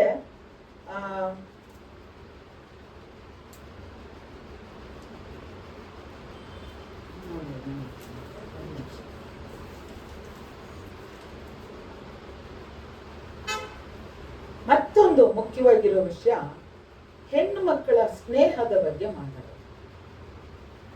ಸ್ನೇಹದ ಮಹತ್ವ ಏನು ಅಂತಂದ್ರೆ, ನಾನು ನಿನ್ನ ಗೆಳತಿ ಎಂದು ಹೇಳುವ, ಆದರೆ ನಿನಗಾಗಿ ಅವಳು ಮಾಡಬಹುದಾದ ಯಾವ ಕೆಲಸವನ್ನು ಮಾಡದಿರುವವಳು ನಿನ್ನ ಗೆಳತಿ ಅಲ್ಲ. ತಾಯಿ ಎದೆಯ ಮೇಲೆ ಮಗು ನಿಶ್ಚಿಂತೆಯಿಂದ ಮಲಗುವಂತೆ ನೀನು ಯಾರನ್ನು ನೆಚ್ಚಬಹುದೋ, ಯಾರನ್ನು ನಿನ್ನಿಂದ ಬೇರ್ಪಡಿಸುವುದಕ್ಕೆ ಸಾಧ್ಯವಿಲ್ಲವೋ ಅವಳೇ ನಿಜವಾದ ಗೆಳತಿ. ಸ್ತ್ರೀವಾದ ಮಾತಾಡಿದ್ದು ಸಿಸ್ಟರ್ಹುಡ್ಡಿನ ಬಗ್ಗೆ. ಇನ್ನ ಅವನಿಗೊಂದಂಥದ್ದೊಂದು ನಿಲುವು ಇದ್ದದ್ದಕ್ಕೋಸ್ಕರ ಎಲ್ಲವೂ ಒಪ್ಕೊಂಡ. ಆಗಾಗ ಸಮಸ್ಯೆಗಳು ಬಂದಾಗೆಲ್ಲನೂ ಒಂದು ಹೊಸ ಹೊಸ ನಿಯಮ ಬರುತ್ತೆ. ರಸ್ತೆನಲ್ಲಿ ಒಬ್ಳು ಇದ್ರನ್ನ ಹೇಳಿಲ್ಲ, ನೀವು ಆಮ್ರಪಾಲಿದನ್ನ ಹೇಳಿಲ್ಲ, ಇನ್ನೊಬ್ಳು ವೇಶ್ಯೆ ಅವಳು ಬರ್ತಾಳೆ, ನನಗೆ ದೀಕ್ಷೆ ಕೊಡು ಅಂತ ಬರ್ಬೇಕಾದ್ರೆ ನಡುವೆ ಅವಳನ್ನು ತಡಿತಾರೆ. ಹೆಂಗೋ ಒಂದು ಮೆಸೇಜ್ ಅನ್ನು ಕಳಿಸ್ತಾಳೆ ಬುದ್ಧನ್ಗೆ, ಹಿಂಗ್ ತಡಿತಿದ್ದಾರೆ ನನ್ನನ್ನ ಅಂತ ಅಂದ್ಬಿಟ್ಟು. ಮತ್ತೊಬ್ಬರನ್ನ ಕಳಿಸಿ ಅವಳಿಗೆ ಅಲ್ಲೇನೇನೆ ದೀಕ್ಷೆ ಕೊಡು ಅಂದ್ಬಿಟ್ಟು ಬುದ್ಧ ಕಳಿಸ್ತಾನೆ, ಅರ್ಧ ಕಾಸಿ. ಎಸ್, ಅದು ನನಗೆ ಬಹಳ ಮುಖ್ಯ ಅಂತ ಅನ್ನಿಸ್ತು. ಮತ್ತೊಬ್ಳು ದೀಕ್ಷೆ ತಗೊಂಡ್ಬಿಟ್ಟಿರ್ತಾಳೆ, ಅವಳು ಗರ್ಭಿಣಿ ಅಂತ ಗೊತ್ತಿರೋದಿಲ್ಲ, ಇಲ್ಲಿ ಬಂದಾಗ ಗರ್ಭಿಣಿ ಅಂತ ಗೊತ್ತಾಗುತ್ತೆ. ಅದಕ್ಕೊಂದು ನಿಯಮ ಮಾಡ್ತಾಳೆ, ಅವಳ ಮಗುನ್ ಇಲ್ಲೇ ಇರ್ಲಿ, ಅವಳಿಗೆ ಏನೇನ್ ಬೇಕೋ ಅದು ಅನುಕೂಲ ಮಾಡ್ಲಿ, ಅವಳ ಜೊತೆನಲ್ಲಿ ಯಾರಾದ್ರೂ ಒಬ್ರು ಇರ್ಬೇಕು, ಇಷ್ಟು ಕಾಲದವರೆಗೂ ಮಗು ಇಲ್ಲೇ ಬದುಕ್ಲಿ, ಆಮೇಲೆ ಡಿಸೈಡ್ ಮಾಡ್ಲಿ ಅಂತ ಹೇಳೋದು. ಅದು ನನಗೆ ಮುಖ್ಯ ಅಂತ ನಂಗೆ ಅನ್ಸುತ್ತೆ. ಮತ್ತೊಂದು ಒಂದ್ ಕೈನಲ್ಲಿ ಇದರಲ್ಲಿ ಸೋನಾ ಅಂತ ಅನ್ನೋಳು, ಅವಳು ಹೀರೋಗಳು, ಮಕ್ಕಳು ಮೊಮ್ಮಕ್ಕಳು ಎಲ್ಲ ಆಗಿ ಸಾಕಿ ಸಲ್ವಿ. ಅವಳಿಗೆ ಒಂದ್ಸಲ ಅನ್ಸೋದು ಮಕ್ಕಳ ಬಗ್ಗೆ, ಇದು ನಮಗೆ ತುಂಬಾ ಅನ್ವಯ ಆಗುತ್ತೆ ಇವತ್ತಿಗೆ. ಮಕ್ಕಳನ್ನ ಬೆಳೆಸೋ ತನ್ನ ಉದ್ದೇಶ ಏನಿತ್ತು ಅಂತ ತುಂಬಾ ನೋವಾದಾಗ ಪ್ರಶ್ನೆ ಮಾಡ್ಕೊಂತಾಳೆ. ಆಗ್ಲೇ ಬುದ್ಧನ ಸಂಘಕ್ಕೆ ಬಂದಿರ್ತಾಳೆ ಅವಳು. ಇಷ್ಟು ದಿನ ತನ್ನದು ಶುದ್ಧವಾದ ಸ್ವಾರ್ಥರಹಿತ ತಾಯಿ ಮಮತೆ ಎಂದು ಭಾವಿಸಿಕೊಂಡದ್ದು ಸುಳ್ಳು. ವಾಸ್ತವವಾಗಿ ಅದು ತುಂಬಾ ನಿರೀಕ್ಷೆಗಳಿಂದ ಕೂಡಿದ ಸ್ವಾನುರಾಗ, ಸ್ವಪ್ರೀತಿ. ತಾನು ಸಂಪೂರ್ಣವಾಗಿ ಮಕ್ಕಳನ್ನು ಅವಲಂಬಿಸಿದ್ದೆ ಮತ್ತು ವೃದ್ಧಾಪ್ಯದಲ್ಲಿ ತನ್ನನ್ನು ಅವರು ನೋಡಿಕೊಳ್ಳುತ್ತಾರೆ ಎಂದು ನಂಬಿದ್ದೆ. ಜೊತೆಗೆ ತಾನು ಇಷ್ಟು ವರ್ಷ ಅವರಿಗೆ ತೋರಿರುವ ಕಾಳಜಿ, ಕಳಕಳಿಗೆ ಪ್ರತಿಯಾಗಿ ಅವರು ಕೃತಜ್ಞತೆ ಮತ್ತು ಮೆಚ್ಚುಗೆಯಿಂದ ಮುಪ್ಪಿನಲ್ಲಿ ತನ್ನನ್ನು ನೋಡಿಕೊಳ್ಳುತ್ತಾರೆ ಎನ್ನುವ ಗಾಢ ನಿರೀಕ್ಷೆ ತನ್ನದಾಗಿತ್ತು ಎನ್ನುವುದನ್ನ ತನ್ನ ಅರಿವಿಂದನೇ ಅವಳು ಕಂಡುಕೊಂತಾಳೆ. ವಯಸ್ಸಾದಾಗ ಕಾಡಬಹುದಾದ ಹೆದರಿಕೆ ಮತ್ತು ಒಂಟಿತನಕ್ಕೆ ಮಕ್ಕಳನ್ನು ತಾನು ಒಂದು ಹೂಡಿಕೆ ಮತ್ತು ವಿಮೆ ಎಂದು ಭಾವಿಸಿದ್ದನಲ್ಲವೇ ಎನ್ನುವ ಪ್ರಶ್ನೆ ಅವಳಲ್ಲಿ ಮೂಡುತ್ತದೆ. ಅವಳು ತನ್ನ ಉದ್ದೇಶಗಳನ್ನೇ ಪರಿಶೀಲನೆಗೆ ಒಡ್ಡಿಕೊಳ್ಳುತ್ತಾಳೆ. ಹೀಗೆ ತನ್ನನ್ನೇ ಪರೀಕ್ಷೆಗೆ ಒಡ್ಡಿಕೊಂಡ ನಂತರ ಅವಳಿಗೆ ಹಿಂದೆ ಕೇಳಿದ್ದ ಹೆಂಗಸರು ಆಸ್ತಿ, ಅಧಿಕಾರ ಹಾಗೂ ಸಾಮರ್ಥ್ಯಗಳನ್ನು ನೆಚ್ಚಿಕೊಳ್ಳುವುದಕ್ಕೆ ಬದಲಾಗಿ ತನ್ನ ಮಕ್ಕಳನ್ನು ಸಂಪೂರ್ಣವಾಗಿ ನೆಚ್ಚಿಕೊಳ್ಳುತ್ತಾರೆ. ಆದರೆ ಒಬ್ಬ ಬಿಕ್ಕು ಅದನ್ನ ಮಾತ್ರ ನಂಬ್ಕೊಂಡಿರಲ್ಲ, ಸದ್ಗುಣವನ್ನ ನಂಬಿಕೊಳ್ಳೋದು ಅನ್ನೋದನ್ನ ಯಾಕೆ ಹೇಳಿದ್ರು ಉಪದೇಶದಲ್ಲಿ ಅನ್ನೋದನ್ನ ಅವಳು ರಿಯಲೈಸ್ ಮಾಡ್ಕೊತಾಳೆ. ಇದು ನನಗೆ ತುಂಬಾ ಚೆನ್ನಾಗಿದೆ ಅಂತ ಅನ್ನಿಸ್ತು. ಮತ್ತೊಂದು,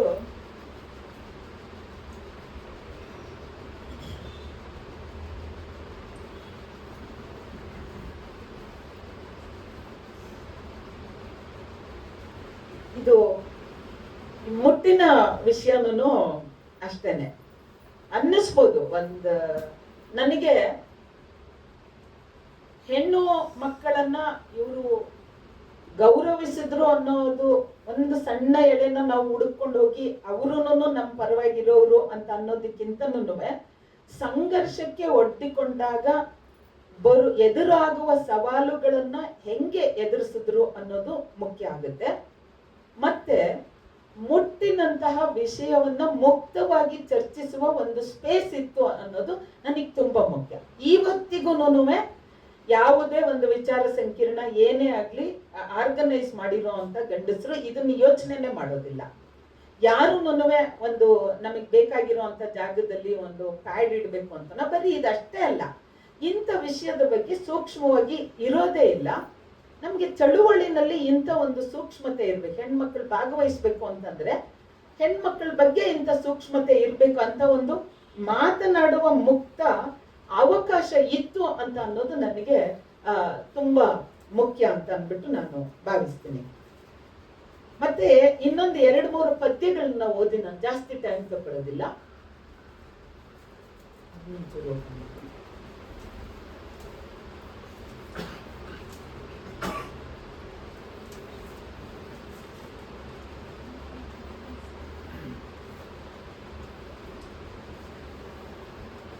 ಇದರಲ್ಲಿ ಸುಮಂಗಲನ ತಾಯಿ, ಆ ಮಗ ಬಿಕ್ಕು ಆಗಿರ್ತಾನೆ, ಬಹುಶಃ ಮಗನೇ ಅವಳಿಗೆ ದೀಕ್ಷೆ ಕೊಡೋದು ಅಂತ ಅನ್ಸುತ್ತೆ.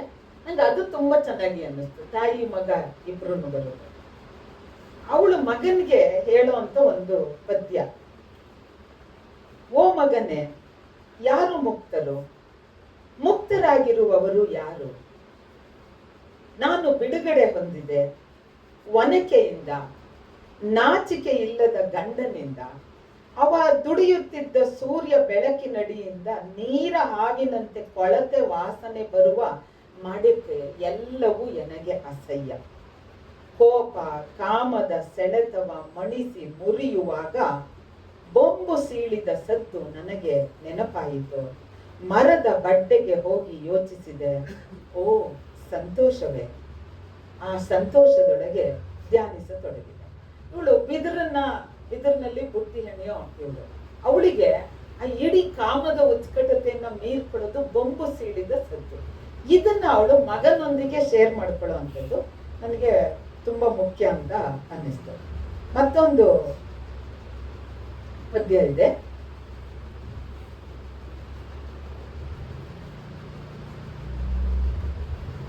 ಅವಳು ಸಂಘ ಅವಳ ಹೆಸರು.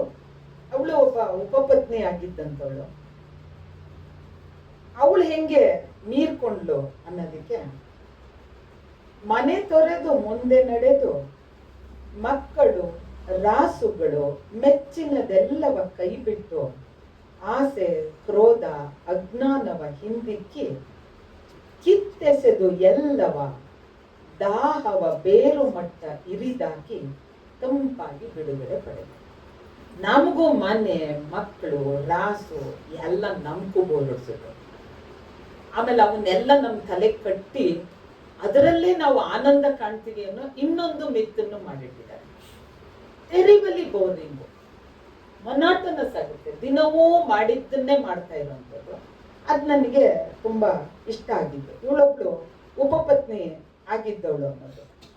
ಮತ್ತೊಬ್ಳು, ಇವ್ರ ಪಾಪ ಬಂದ ತಕ್ಷಣ ಏನ್ ಜ್ಞಾನೋದಯ ಪಡ್ಕೊಳಕ್ಕಾಗಿಲ್ಲ. ಸೈಕಲ್ ಹೊಡಿತಾರೆ, ಒಬ್ರಂತೂ 4-5 ಸಲ ಬಿಟ್ಟು ಹೋಗ್ತಾರೆ, ತಿರುಗ್ ಬರ್ತಾರೆ, ತಿರುಗ್ ಪ್ರಯತ್ನ ಮಾಡ್ತಾರೆ.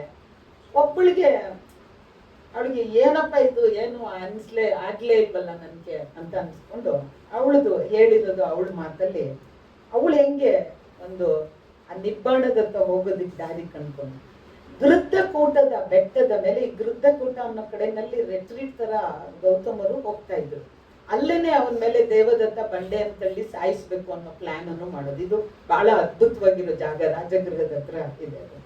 ಗೃದ್ಧಕೂಟದ ಬೆಟ್ಟದ ಮೇಲೆ ದಿನ ಒಂದ ಕಳೆದು ಹೊರ ಬಂದೆ, ಕಂಡೆ ನದಿಯಲ್ಲಿ ಮುಳುಗೆದ್ದ ಮೇಲೆ ದಂಡೆಯಲ್ಲಿ ನಡೆದು ಬರುತ್ತಿದ್ದ ಆನೆಯ, ಕೈಲೊಂದು ಅಂಕುಶ ಹಿಡಿದ ಮಾವುತನೊಬ್ಬ ಕಾಲು ಮುಂದಿಡು ಎಂದ. ಆನೆ ಮುಂದಿಟ್ಟ ಕಾಲ ಮೇಲೆತ್ತಿ ಆನೆಯ ನೇರಿದ. ನಾ ಕಂಡೆ ಪಳಗದ್ದು ಪಳಗಿದ್ದ ಮನುಷ್ಯ ಹೇಗೆ ಪ್ರಾಣಿಗಳನ್ನ ಆಡುವ. ಅವಳು ಅಷ್ಟೆಲ್ಲ ಅಂದ್ರೆ ಜ್ಞಾನೋದಯ ಏನೋ ಒಂದು ಮೇಲೆ ಆರ್ಕೊಂಡೋಗೆ ಪಡ್ಕೊಳ್ಬೇಕು ರಾಕೆಟ್ ಹತ್ಕೊಂಡು ಅನ್ನೋದಲ್ಲ, ಇಲ್ಲೇ ಈ ಭೂಮಿ ಮೇಲೆ ಇದೆ ಅಂತ ಅನ್ನೋದಿಕ್ಕೆ ಅಲ್ಲೆಲ್ಲ ಇಷ್ಟುದ್ದ ಇರೋ ಮನುಷ್ಯ ಇಷ್ಟು ದೊಡ್ಡ ಗಾತ್ರದ ಆನೆನ್ ಮಣಿಸ್ತಾನೆ ಅಂತಂದ್ರೆ ನಾನ್ ಯಾಕೆ ನನ್ನ ಮನಸ್ಸನ್ನ ಮಣಿಸ್ಕೊಳಕ್ ಆಗೋದಿಲ್ಲ ಅಂತ ಅನ್ನೋದು ಅವಳಿಗೆ ಹೊಡೆಯೋದು. ಮತ್ತೆ ಇದೇ ಇನ್ನೊಬ್ಳು ಹೆಣ್ಮಕ್ಳಿಗೆ ನಮ್ಮನ್ನು ಉಳಿಸ್ಕೊಳ್ಳೋದಕ್ಕೂ ನಮಗೂ ಒಂದಷ್ಟು ಪರ್ಕ್ಗಳನ್ನ ಕೊಟ್ಟಿರುತ್ತೆ. ಒಂದು ಸಣ್ಣ ಸಣ್ಣ ಸಾಮ್ರಾಜ್ಯ, ಸಣ್ಣ ಸಣ್ಣ ಅಧಿಕಾರವನ್ನು ಕೊಟ್ಟಿರುತ್ತೆ. ಸುಂದರವಾಗಿರೋದು ಒಂದು ಪವರು ಹೆಣ್ಮಕ್ಳಿಗೆ. ಅವಳು ತನಗೆ ಸಿಕ್ಕ ಜ್ಞಾನೋದಯ ಹೇಗೆ ಅಂತ ಅನ್ನೋದನ್ನ ಹೇಳ್ತಾಳೆ. ನಶೆ ಏರಿಸುವ ನನ್ನ ಚಂದ, ಮೈ ಅಂದ, ಖ್ಯಾತಿ, ತಾರುಣ್ಯದ ಬಿಸಿಯಲ್ಲಿ ಇತರ ಹೆಂಗಸರ ತಿರಸ್ಕಾರದಿಂದ ಕಂಡೆ. ದೇಹವ ಸಿಂಗರಿಸಿಕೊಂಡೆ, ಸಿಂಗಾರಕ್ಕೆ ಮೂರ್ಖರು ಪಿಸುಗುಟ್ಟಿದರು. ಬಾಗಿಲ ಬಳಿಯ ಸೂಳೆ ಉರುಳು ಬೀಸಿದ ಬೇಡ, ಮುಚ್ಚಿದಂಗಗಳ ತೋರುವಂತೆ ಆಭರಣಗಳ ಜಲಕು ತೋರಿದೆ. ತಿರಸ್ಕಾರದ ಮುಗುಳು ನಗೆಯಲ್ಲಿ ನೋಡುತ್ತಲೇ ಭ್ರಾಂತು ಹಿಡಿಸಿದೆ ಜನರಿಗೆ. ಇವಳು ತನ್ನನ್ನ ಬೇಟೆ ಅಂತ ಭಾವಿಸಲ್ಲ, ಬೇರೆಯವ್ರನ್ನ ನಾನ್ ಬೇಟೆ ಆಡ್ತೀನಿ ಅಂತ ಭಾವಿಸೋದು. ಇಂದು ಭಿಕ್ಷೆ ಬೇಡುವೆ, ತಲೆ ಬೋಳಿಸಿ ಚೀವರ ಸುತ್ತಿ ಮರದ ಬುಡದಲ್ಲಿ ಕುಳಿತಿರುವೆ. ನನಗೆ ಸಿಗುವುದರ ಹಿಂದೆ ತಂತ್ರಗಳಿಲ್ಲ, ದೈವಿಕವು ಮನುಜರದು ಎಲ್ಲ ಬಂಧಗಳ ಕಡಿದುಕೊಂಡೆ. ಹೃದಯ ಕೊಳೆಸುವುದೆಲ್ಲವ ತೆಗೆದೆಸೆದಿರುವೆ, ತಂಪಾದೆ, ಮುಕ್ತಳಾದೆ ಅಂತ ಹೇಳ್ತಾಳೆ. ಮತ್ತೊಬ್ಳು ಒಪ್ಪಲವಣ್ಣ ಮದ್ವೆ 2-3 ಥರದ ವರ್ಷನ್ ಇದೆ ಕತೆಗೆ. ಗಂಡನ್ಗೆ ಮತ್ತೆ ಅವನ ತಾಯಿಗೆ ಸಂಬಂಧ ಬೆಳೆಯುತ್ತೆ, ಅದನ್ನ ನೋಡಿ ಮಗುನ ಮನೆ ಬಿಟ್ಟು ಬರ್ತಾಳೆ, ಇನ್ನೊಬ್ಬನ ಜೊತೆ ಸಂಬಂಧ ಇಟ್ಕೋತಾಳೆ. ಆಮೇಲೆ ಅವನು ಇನ್ನೊಬ್ಬಳ ಜೊತೆ ಸಂಬಂಧ ಇಟ್ಕೊಂಡಾಗ ಇವಳಿಗೆ ರೋಸ್ ಹೋಗುತ್ತೆ. ಅದು ಯಾರು ಅಂತ ನೋಡಿದ್ರೆ ನಾನು ಬಿಟ್ಟು ಬಂದಿರೋ ಮಗಳೇ ಆಗಿದೆ. ಅಂದ್ರೆ ಇದೊಂದು ಸಂಕೀರ್ಣತೆಯನ್ನ ತೋರಿಸೋದಿಕ್ಕೆ, ಇಷ್ಟು ಮುಕ್ತವಾಗಿ ಬಹುಶಃ ಕಾಮದ ಬಗ್ಗೆ ಇಷ್ಟು ಜಟಿಲವಾಗಿರುವಂತ ವಿಷಯವನ್ನ ಎಲ್ಲೂ ನಾನು ಕಂಡಿಲ್ದೇ ಇರೋದಕ್ಕೆ ಈ ಉಪ್ಪಲ ಇಂಥದನ್ನ ಹೇಳ್ತಾ ಇದ್ದೀನಿ. ನಾ ತಾಯಿ ಅವಳು ಮಗಳು ಇಬ್ಬರಿಗೊಬ್ಬನೇ ಗಂಡ, ಕಾದಿರುವುದೇನೋ ಆ ವಿಕೃತಿಯಿಂದ ಎಂದು ಹೆದರಿ ತರಗುಡುವಾಗ ನಿಬಿರಿ ನಿಂತ ರೋಮ. ಶಾಪ ಸುಡಲಿ ಕಾಮ ಚೋದನೆಯ, ಕೊಳಕು ಗಪ್ಪು ಅಪಾಯವದು. ಆದರೂ ನಡೆಯುತ್ತದೆ ಪರವಾಗಿಲ್ಲ ಅಲ್ಲಿ, ಒಬ್ಬ ಗಂಡನ ತಾಯಿ ಮಗಳು ಹಂಚಿಕೊಳ್ಳುವಲ್ಲಿ. ಕಾಮ ಚೋದನೆಗಳ ಅಪಾಯ ಅರಿತು ಕಾಮ ವಾಂಚೆಯಿಂದ ಪಡೆದ ಬಿಡುಗಡೆಯ ಕಂಡು ಕ್ಷೇಮವಾಗಿರಲೆಂದು ರಾಜಗೃಹಕ್ಕೆ ಅವಳು ನಡೆದಳು, ಮನೆಯ ಗೋಡೆಗಳಿಂದ ಬಯಲಿ. ಇದು ಮತ್ತೆ ಆಮ್ರಪಾಲಿದು ಬರುತ್ತೆ. ಅವಳು ತನ್ನ ಇಡೀ ದೇಹವನ್ನ 2 ರೀತಿಯಲ್ಲಿ ವರ್ಣಿಸ್ಕೊತಾಳೆ. ಮೊದ್ಲು ಹೆಂಗಿತ್ತು, ಎರಡನೇ ಹಂತದಲ್ಲಿ ಮುದಿತನ ಬಂದಾಗ ಹೆಂಗಿತ್ತು.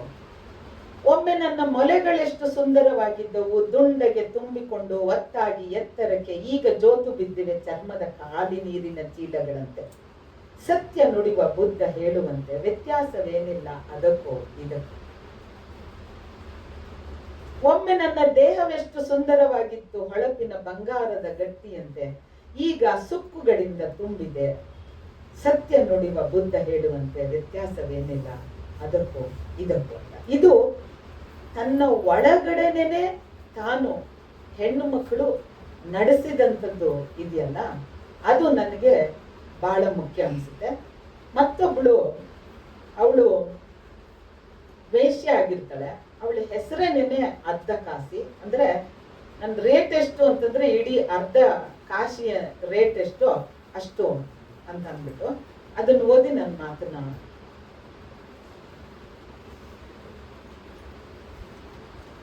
ಕರವರನ್ನ ಅರ್ಧ ಕಾಶಿ,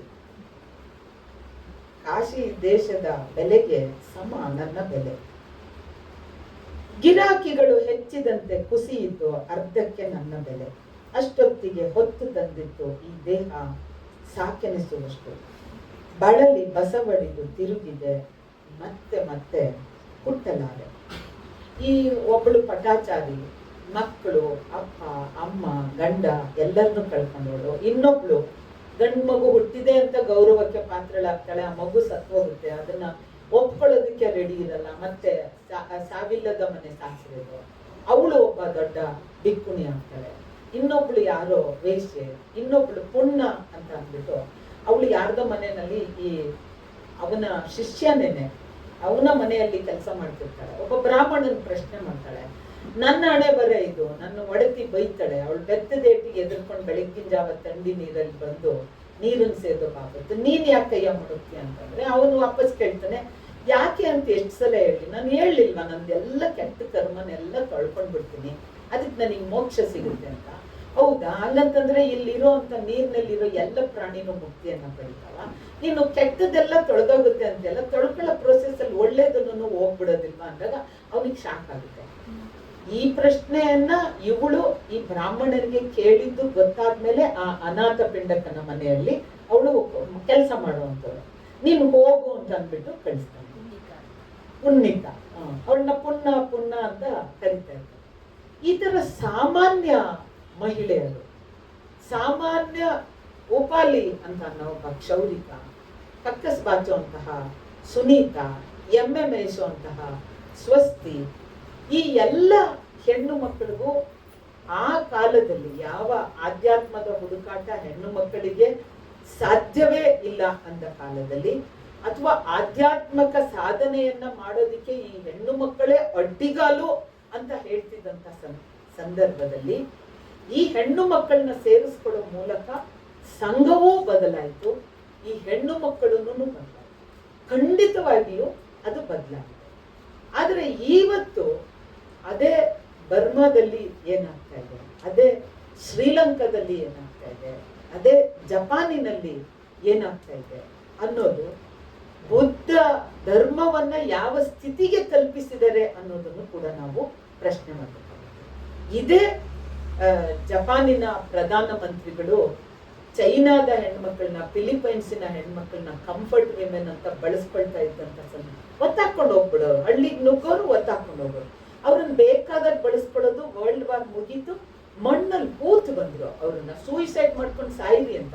ಬದುಕಿ ಉಳಿದವರು ಕೋರ್ಟ್ ಕೇಸ್ಗಳು ಹಾಕಿ ಇಂಟರ್ನ್ಯಾಷನಲ್ ಕೋರ್ಟ್ಗಳಲ್ಲಿ ಗೆದ್ದ ನಂತರ ಜಪಾನಿನ ಪ್ರಧಾನ ಮಂತ್ರಿಗಳು ಓಪನ್ ಆಗಿ ಲೆಟರ್ ಬರೀತಾರೆ, ಹೌದು ಮಾಡಿದ್ದು ಜಪಾನಿನ ಸೇನೆ ಅನ್ಯಾಯ ಅಂತ. ಇವತ್ತು ಡೆಮಾಕ್ರಸಿಯನ್ನ ತುಳಿದಾಕ್ತಾ ಇದ್ದಾರೆ ಬರ್ಮಾದಲ್ಲಿ. ಶ್ರೀಲಂಕಾದಲ್ಲಿ ಏನಾಗ್ತಾ ಇದೆ, ಬಹುಶಃ ಆ ನಿಜವಾದ ಅರ್ಥದಲ್ಲಿ ಬೌದ್ಧ ತತ್ವಗಳನ್ನ ಅಳವಡಿಸುವಂಥದ್ದು ಕಾಲ ಬೇಕಾಗಿದೆ. ಅಂದ್ರೆ ಅದನ್ನ ಮೌನವಾಗಿ ಕೂತು ವಿಟ್ನೆಸ್ ಮಾಡೋದಲ್ಲ, ಸುಮ್ಮನೆ ಧ್ಯಾನ ಮಾಡಿ ನನ್ನ ನಿರ್ವಾಣವನ್ನ ನಾನು ಹೊಂದೋದು ಅಂತಲ್ಲ, ಅದನ್ನ ಬಹಳ ಸ್ಪಷ್ಟವಾಗಿ ಬುದ್ಧ ಹೇಳ್ತಾನೆ, ಯಾರಿಗೂ ಒಂದು ಪ್ರತ್ಯೇಕವಾದ ಅಸ್ತಿತ್ವವೇ ಇಲ್ಲ, ಎಲ್ಲವೂ ಸೇರಿ ಇಡೀ ಮತ್ತು ಬಿಡಿ ಅಂತ ಅನ್ನೋದು ಪರಸ್ಪರ ಅವಲಂಬಿತ ಅನ್ನೋದನ್ನ ಬುದ್ಧ ಬಹಳ ಚೆನ್ನಾಗಿ ಹೇಳ್ತಾನೆ. ಇವತ್ತು ಪ್ಯಾಲೆಸ್ತೈನಿನ ಮಕ್ಕಳು ನಮ್ಮ ಮಕ್ಕಳೇನೆ, ಅಲ್ಲಿ ಏನ್ ನಡೀತಿದೆ ಹೆಣ್ಮಕ್ಳ ಮೇಲೆ, ಅಲ್ಲಿ ಏನ್ ನಡೀತಾ ಇದೆ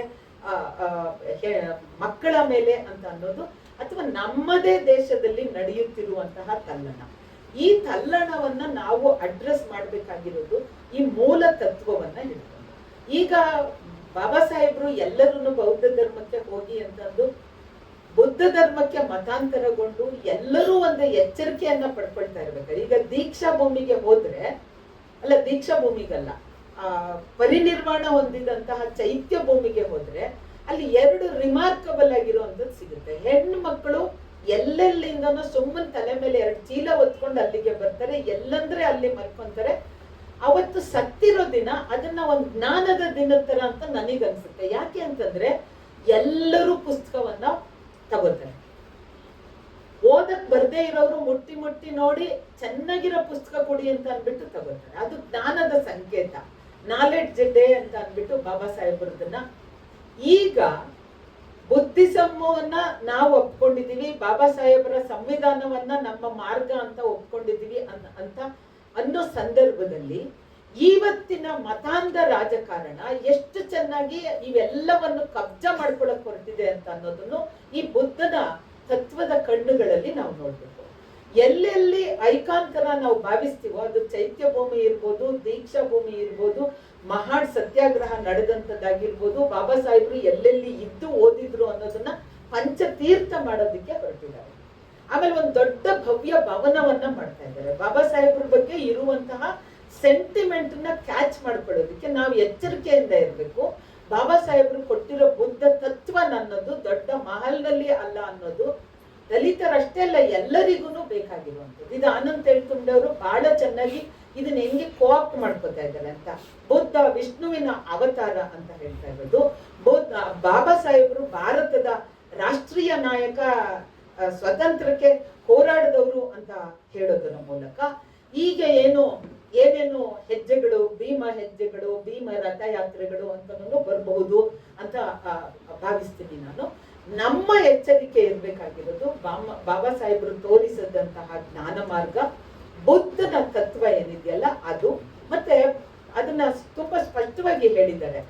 ಮೈತ್ರಿ ಅಂತ ಅನ್ನೋದು ನಾವು ಹೇಳುವಂತಹ ಭ್ರಾತೃತ್ವಕ್ಕೆ ಮೂಲ ಆಧಾರ. ಅದನ್ನ ನಾನು ತಗೊಂಡಿರೋದು ಬುದ್ಧ ತತ್ವದ ಮೂಲಕ ಅನ್ನೋದನ್ನ ಹೇಳ್ತಾರೆ. ವೈಚಾರಿಕತೆ, ಕರುಣೆ, ಇವು ಎರಡೂನು ಸೇರುವಂತಹ ಒಂದು ಬಿಂದುನೇನೆ ಬುದ್ಧ. ಆ ಬುದ್ಧನ ಮಾರ್ಗದಲ್ಲಿ ನಾವು ಕರೆಕ್ಟ್ ಆಗಿ ನಡೀತಿದೀವಿ ಅಂತಂದ್ರೆ ಈ ಕೋಆಪ್ಷನ್ ಅನ್ನ ನಾವು ಪ್ರಶ್ನೆ ಮಾಡ್ಲೇಬೇಕು. ಈ ಕೋಆಪ್ಷನ್ ಎಂತದ್ ನಡೀತಿದೆ ಅಂತಂದ್ರೆ, ದೀಕ್ಷಾ ಭೂಮಿಯಲ್ಲಿ ಯಾರಿಗೋ ಒಂದು ಯಾವುದೋ ಒಂದು ಭಾಗದಲ್ಲಿ ಏನೋ ಒಂದು ಕಟ್ಟಡವನ್ನ ಕಟ್ಟಬೇಕು ಅಂತ ಅಂದ್ಬಿಟ್ಟು ಗುತ್ತಿಗೆ ಕೊಟ್ಟಿದ್ದಾರೆ. ಅದು ಸದ್ದಿಲ್ಲದೇನೆ ನಡೀತಾ ಇದೆ. ಯಾರೋ ಒಬ್ರು ಅಲ್ಲಿ ಬಂದಾಗ ಈ ಜಾಗದಲ್ಲಿ ಅದು ಏನು ನಡಿಬಾರ್ದು, ಅದರಲ್ಲಿ ಅದಕ್ಕಿರೋ ಒಂದು ಪಾವಿತ್ರ್ಯ ನಾಶ ಆಗ್ಬಾರ್ದು ಅಂತ ಒಬ್ಬರಿಂದ ಒಬ್ಬರಿಗೆ ಸುದ್ದಿ ಬಿಟ್ಟು ಆಮೇಲೆ ನೋಡಿದ್ರೆ ಆ ದೀಕ್ಷಾ ಭೂಮಿಯನ್ನ ಆಕ್ಚುಲಿ ಎಲ್ಲಾ ಕಡೆಯಲ್ಲೂ, ಅದು ಭೀಮಾ ಕೋರೆಗಾವ್ ಆಗಿರ್ಬೋದು, ದೀಕ್ಷಾ ಭೂಮಿ ಆಗಿರ್ಬೋದು, ಚೈತ್ಯ ಭೂಮಿ ಆಗಿರ್ಬೋದು, ಅದ್ರದ್ದು ಉಸ್ತುವಾರಿ ತಕೊಂಡು ನಡೆಸುವಂತವ್ರು ಸಮತಾ ಸೈನಿಕ ದಳ ಬಾಬಾ ಸಾಹೇಬ್ರು ಇದ್ದಾಗ್ಲೇನೆ ಶುರುವಾದಂಥದ್ದು. ಈಗ ಬೇರೆಯವರು ಎಲ್ಲರೂ ಆ ಸಂಘಟಿಸುವ ಭಾಗಿ ಆಗಿ ಮೆಲ್ಲಗೆ ಅವ್ರ ಹತ್ರನೇ ಏನೋ ಒಂದು ಮಾತುಕತೆಯನ್ನ ಮಾಡ್ಕೊಂಡು ಒಂದು MOU ನ ಮಾಡ್ಕೊಂಡು ಪಾರ್ಕಿಂಗ್ ಸ್ಪೇಸ್ ಕಟ್ಟಕ್ಕೆ ಇನ್ನೇನಕ್ಕೂ ಮಾಡಿ, ಅದು ಕೊನೆಗೆ ಎಲ್ಲರಿಗೂ ಗೊತ್ತಾಗಿ ಗಲಾಟೆ ಮಾಡಿ ಇಲ್ಲಿ ಏನು ಕಟ್ಟಡ ಬರಬಾರ್ದು ಅನ್ನೋದನ್ನ ನಿಲ್ಲಿಸಿದ್ರು. ನಾವು ಸಂವಿಧಾನವನ್ನು ನಂಬುತ್ತೀವಿ ಅಂದ್ರೆ, ಬಾಬಾ ಸಾಹೇಬ್ರು ಹಾಕಿಕೊಟ್ಟಿರೋ ದಾರಿಯಲ್ಲಿ ನಡೀತೀವಿ ಅಂದ್ರೆ, ಹಾಕೊಟ್ಟಿರೋ ದಾರಿ ಅಂದ್ರೆ ಬ್ಲೈಂಡ್ ಆಗಿ ನಡೀಲಿ ಅಂತ ಅನ್ನೋ ಅರ್ಥದಲ್ಲ. ಸಂವಿಧಾನ ಎಲ್ಲರಿಗೂ ಬೇಕು. ಎಲ್ಲರನ್ನು ಸಂವಿಧಾನ ಉಳಿಸ್ಕೊಳ್ಳೋದ್ರ ಬಗ್ಗೆ ನಾವು ಮಾತಾಡ್ತೀವಿ. ಮತ್ತೆ ಅದಕ್ಕೆ ಮೂಲಾಧಾರವಾಗಿರುವಂತಹ ಬುದ್ಧನ ತತ್ವಗಳನ್ನ ನಾವು ಆಚರಿಸ್ತೀವಿ ಅಂದ್ರೆ, ಇವತ್ತಿಗೆ ಮುಖಾಮುಖಿ ಆಗಿಸ್ಕೋಬೇಕು. ನಾವು ಇವತ್ತಿನ ದಲಿತ ರಾಜಕಾರಣವನ್ನ ತಿರುಗಿ ನೋಡೋದಕ್ಕೆ, ಇವತ್ತಿನ ಕೋಮುವಾದಿ ರಾಜಕಾರಣವನ್ನ ತಿರುಗಿ ನೋಡೋಕೆ, ಇವತ್ತು ಹೆಚ್ಚುತ್ತಾ ಇರುವಂತಹ ಮಹಿಳೆಯರ ಮೇಲಿನ ಹಿಂಸೆಯನ್ನ ತಿರುಗಿ ನೋಡುವಂಥದ್ದು. ಇದರಲ್ಲಿ ನಮಗೊಂದು ಏನೋ ಒಂದು ಸಣ್ಣದೊಂದು ದಾರಿ ಸಿಕ್ಕುತ್ತೆ, ಒಂದು ಮಾರ್ಗ ಸಿಕ್ಕುತ್ತೆ, ಒಂದು ಹೋಪ್ ಕೂಡ ಸಿಕ್ಕುತ್ತೆ. ಆ ತರ ಹೋಪ್ ಮೂಡಿಸೋದ್ರಲ್ಲಿ ಈ ತೇರಿಗಾಟ ಬಹಳ ಮುಖ್ಯ ಪಾತ್ರವನ್ನ ವಹಿಸುತ್ತೆ. ಬಹಳ ಶ್ರದ್ಧೆಯಿಂದ ಬಹುಶಃ 2 ವರ್ಷಕ್ಕೂ ಮೀರಿ ಹೋಮ್ವರ್ಕ್ ಅನ್ನ ಮಾಡಿದ್ರು. ಸುಮಾರು ಆಕರಗಳನ್ನ ಹುಡುಕಿದ್ರು. ನಾನು ನಂದು ಕೆಲಸನೂ ಪಾಪ ಅವರಿಗೆ ಹಚ್ಚಿದ್ದೆ. ಆ ಕೆಲಸ ಮಾಡಕ್ ಹೋದಾಗೆಲ್ಲ ನಿಮ್ ಕೆಲಸ ಏನು ಅಂತ ಅಂದಾಗ ಶೈಲಜಾ ಅವರು ಮತ್ತೆ ವೇಣುವ್ರ ಹತ್ರ ಕುತ್ಕೊಂಡು ಇದ್ರ ಬಗ್ಗೆ ಎಷ್ಟು ಕೇಳಿದೆ ಅಂತಂದ್ರೆ, ಅದ್ ನನಗೆ ಬಹಳ ಸಂತೋಷ ಅನ್ನಿಸ್ತು, ಹಿತ ಅಂತ ಅನ್ನಿಸ್ತು. ನಾನು ಅದ್ರದ್ದು ಮೂಲ ಟೆಕ್ಸ್ಟ್ ನ ತಕೊಂಡು ಓದ್ಕೊಂಡು ಅದೇ ತೇರಿಗಾಟದಲ್ಲಿ ಮುಳುಗಿದ್ದೇನೆ.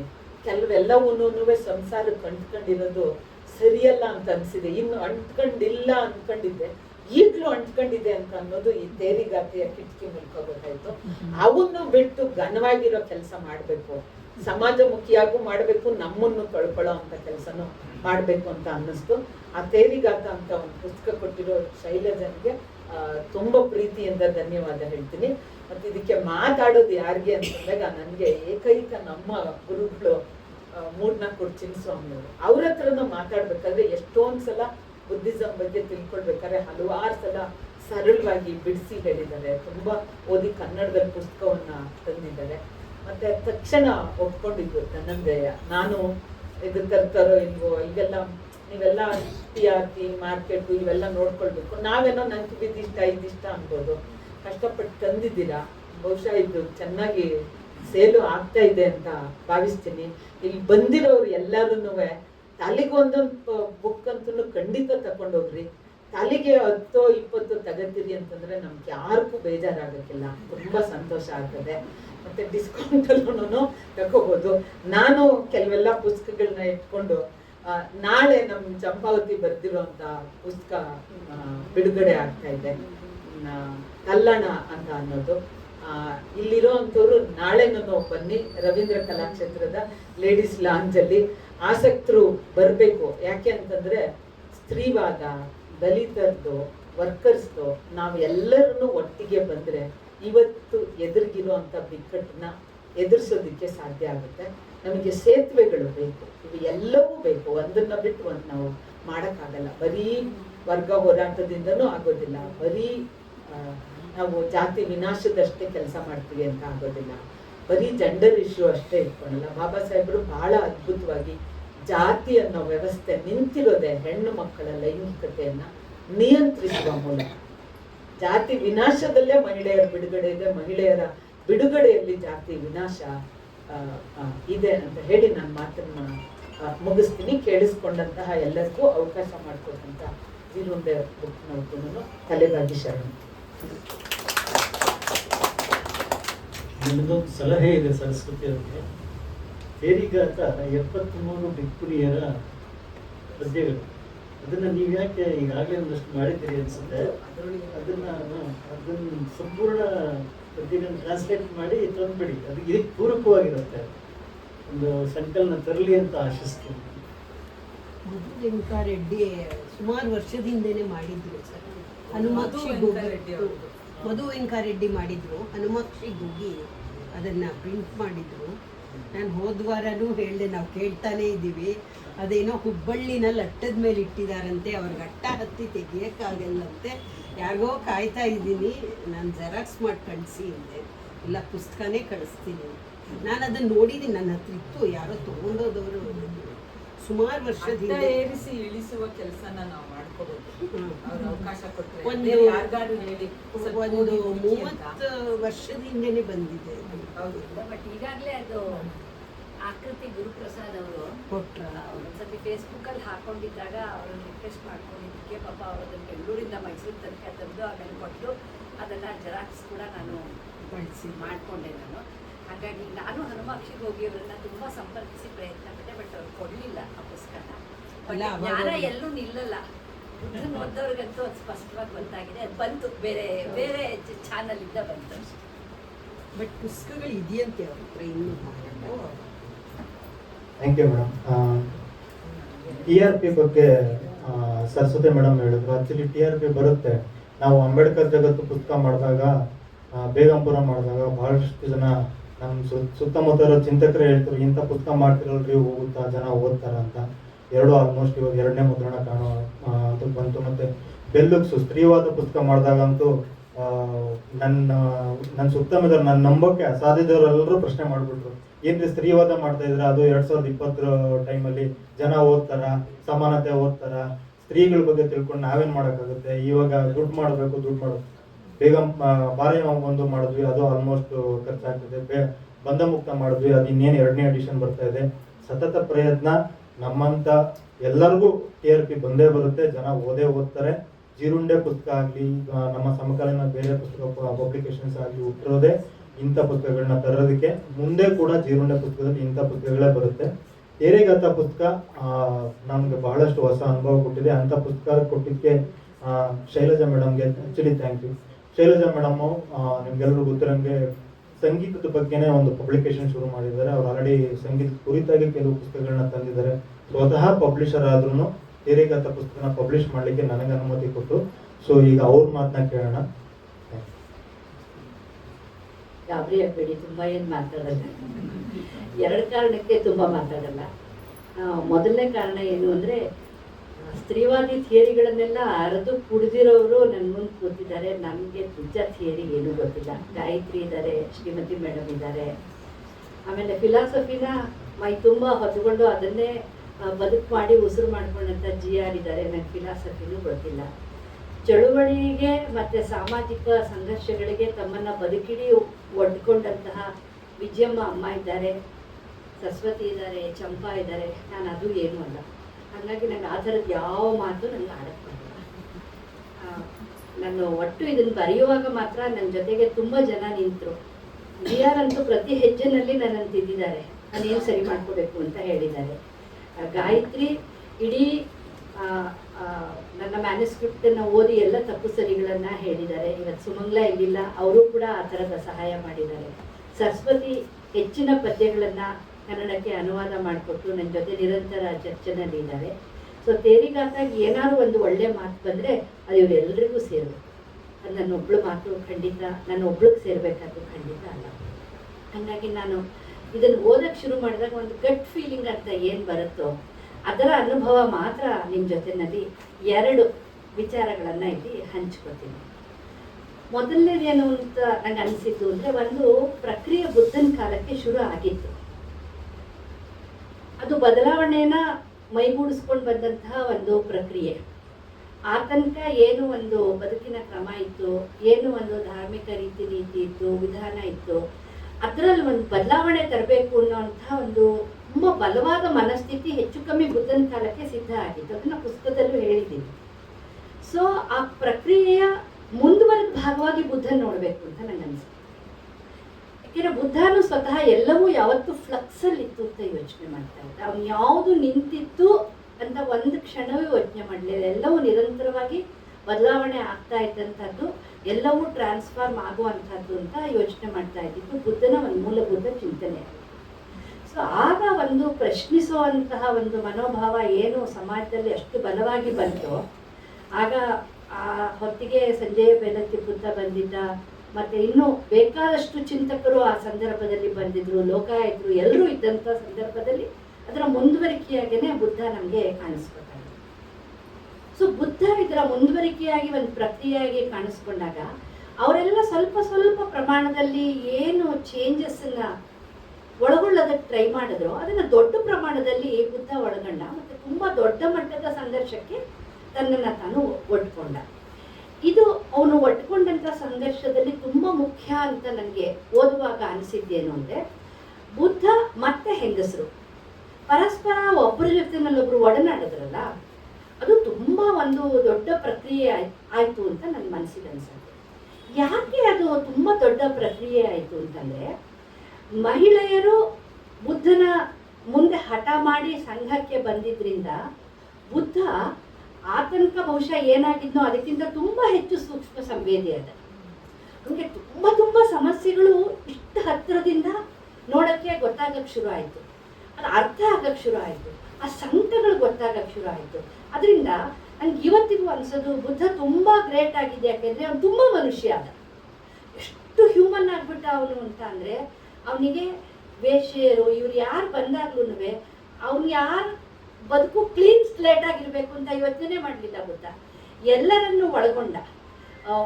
ಇವಳಂತೂ ಖೇಮ ಅಂತೂ ಬೆಟ್ಟದ ಮೇಲಿನ ಗಂಡನ ತಳ್ಳಿ ಕೊಲೆ ಮಾಡಿಬಿಟ್ಟು ಜೈನ ಸನ್ಯಾಸಿನಿಯಾಗಿ ಮತ್ತೆ ಬಂದು ಉಪ್ಪಲವಣ್ಣನ ಮೇಲೆ ಅಷ್ಟು ಅತ್ಯಾಚಾರಗಳು ನಡೀತು.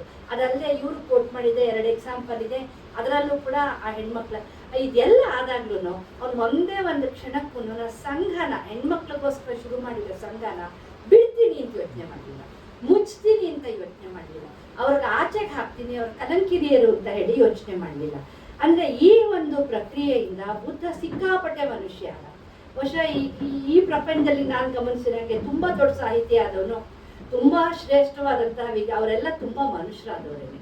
ಅದು ಐನ್ಸ್ಟೀನ್ ಇರ್ಬೋದು, ಬುದ್ಧ ಇರ್ಬೋದು, ಟಾಲ್ಸ್ಟಾ ಇರ್ಬೋದು.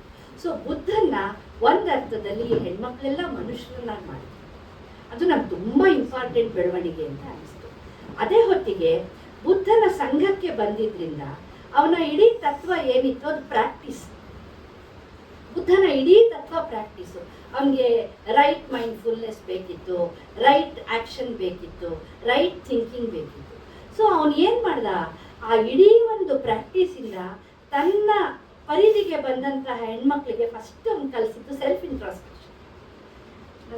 ನನಗೆ ಗೊತ್ತಿರೋ ಹಾಗೆ ಇಡೀ ಮಹಿಳಾ ಚಳವಳಿ ಇವತ್ತು ಬೆಳೆದಿರೋದೇ ಸೆಲ್ಫ್ ಇಂಟ್ರಾಸ್ಪೆಕ್ಷನ್ ಇಂದ. ಪ್ರತಿ ಹಂತದಲ್ಲೂ ಇದು ನಾವು ಒಳಗೊಳ್ಬೇಕಾಗಿತ್ತು, ನಾವು ಇದು ಸರಿ ಮಾಡಿಲ್ಲ ಅಲ್ವಾ, ಇದು ನಾವು ಮಾಡ್ಕೋಬೇಕಾಗಿತ್ತ, ಇನ್ಕ್ಲೂಡ್ ಮಾಡ್ಕೊಳ್ತಾ ಹೋಯ್ತು.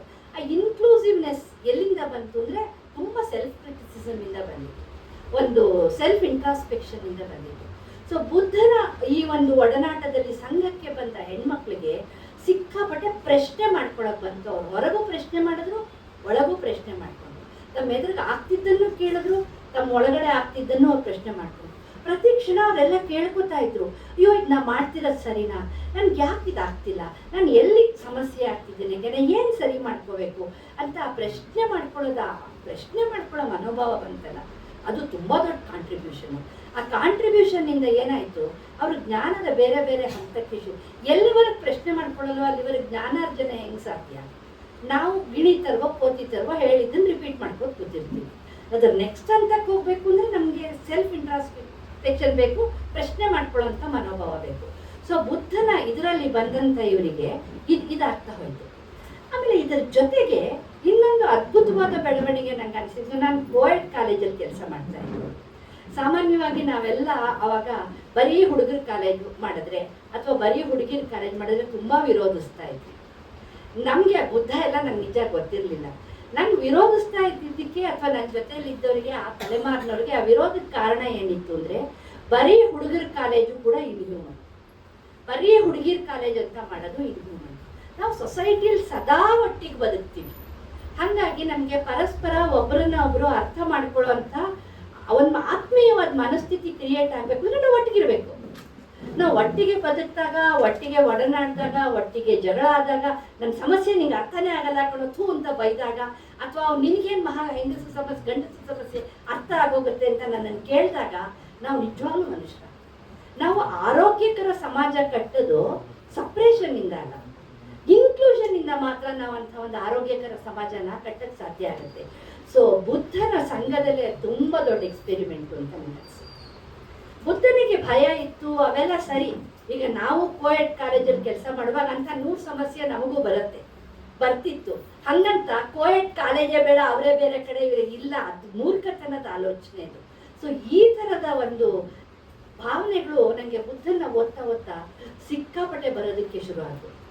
ಆಗ ನಂಗೆ ಅನ್ನಿಸ್ತು, ಈ ಥೇರಿಯರು ನಮಗೆ ತುಂಬ ದೊಡ್ಡ ಮಾಡಲ್ ಆಗಬಲ್ಲ ಅಂಥದ್ದು. ಇಡೀ ಬೌದ್ಧ ಸಂಘ ಮತ್ತು ಥೇರಿಯರು, ಬೌದ್ಧನ ಚಿಂತನೆಗಳು ಮತ್ತು ಥೇರಿಯರ ಚಿಂತನೆಗಳು ನಮ್ಮನ್ನು ಬೇರೆ ದಿಕ್ಕಲ್ಲಿ ಬೆಳೆಸೋದಕ್ಕೆ ಸಾಧ್ಯ ಆಗುತ್ತೆ ಅಂತ ನನಗೆ ಅನ್ಸೋದಕ್ಕೆ ಶುರು ಆಯಿತು.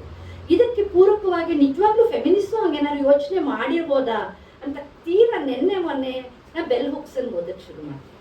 ಬೆಲ್ ಹುಕ್ಸ್ ಹಲವು ಇಂಟರ್ವ್ಯೂಗಳನ್ನು ನೋಡುವಾಗ ಬೆಲ್ ಹುಕ್ಸ್ ಇಂಥ ಒಂದು ಅದ್ಭುತವಾದ ಇನ್ಸೈಟನ್ನು ಅವಳು ಮಾತಾಡ್ತಾಳೆ.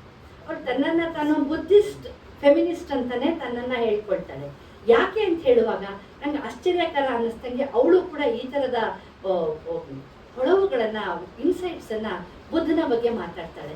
ನನಗೆ ಅದು ಬೇರೆ ಒಂದು ಸ್ಥಾನದಿಂದ ನಿಂತು ಮಹಿಳಾವಾದವನ್ನು ನೋಡಕ್ಕೆ ಸಾಧ್ಯ ಮಾಡ್ತು ಅನ್ನೋ ಮಾತನ್ನು ಹೇಳ್ತಾಳೆ. ಹಾಗಾದ್ರೆ ಏನು ಆ ಬೇರೆ ಒಂದು ಪಾಯಿಂಟ್ ಅಂತಂದರೆ, ನಾವು ನಿಂತ್ಕೊಂಡಿರುವಂತಹ ಒಂದು ವೈಟ್, ಅವಳದು ಬ್ಲ್ಯಾಕ್ ಫೆಮಿನಿಸ್ಟ್ ಆಗಿ ಮಾತಾಡೋದ್ರಿಂದ ಒಂದು ವೈಟ್ ಸೂಪರ್ಮ್ಯಾಸಿಸ್ಟ್ ಪೊಸಿಷನನ್ನು ಬಿಟ್ಟು ನೋಡೋಕ್ಕೆ ನನಗೆ ಸಾಧ್ಯ ಮಾಡಿಕೊಡ್ತು. ಅದೇನು, ಬ್ಲ್ಯಾಕ್ ಮತ್ತು ಮಾರ್ಜಿನಲೈಸ್ಡ್, ಬೇಡದೇ ಇರೋವಂಥ ಹೆಣ್ಣು, ಚೆನ್ನಾಗಿಲ್ಲದೆ ಇರೋವಂಥ ಹೆಣ್ಣು, ಬ್ಯೂಟಿಫುಲ್ ಆಗಿಲ್ಲದೆ ಇರೋವಂಥ ಹೆಣ್ಣು, ಎಜುಕೇಟೆಡ್ ಅಲ್ಲದೆ ಇರೋವಂಥ ಹೆಣ್ಣು, ಸಣ್ಣ ಒಂದು ಹಳ್ಳಿಯ ಮೂಲೆಯಿಂದ ಬಂದಂತಹ ಹೆಣ್ಣು, ಇವರೆಲ್ಲರ ಬೇರೆ ಬೇರೆ ದೃಷ್ಟಿಗಳಿಂದ ನೋಡುವಾಗ ಫೆಮಿನಿಸಮ್ ಏನೇನು ಸೇರಿಸ್ಕೋಬೇಕು ನನಗೆ ಅರ್ಥ ಆಯಿತು ಅಂತ ಹೇಳಿದ್ದು ನನಗೆ ಎಷ್ಟು ಸಂತೋಷ ಆಗೋಯ್ತು ಅಂದರೆ, ಬುದ್ಧ ಬದುಕಿದ್ದಾನೆ ಅನಿಸ್ತು, ಥೇರಿಯರ್ ಬದುಕಿದ್ದಾರೆ ಅಂತ ಹೇಳಿ ಅನ್ನಿಸ್ತು.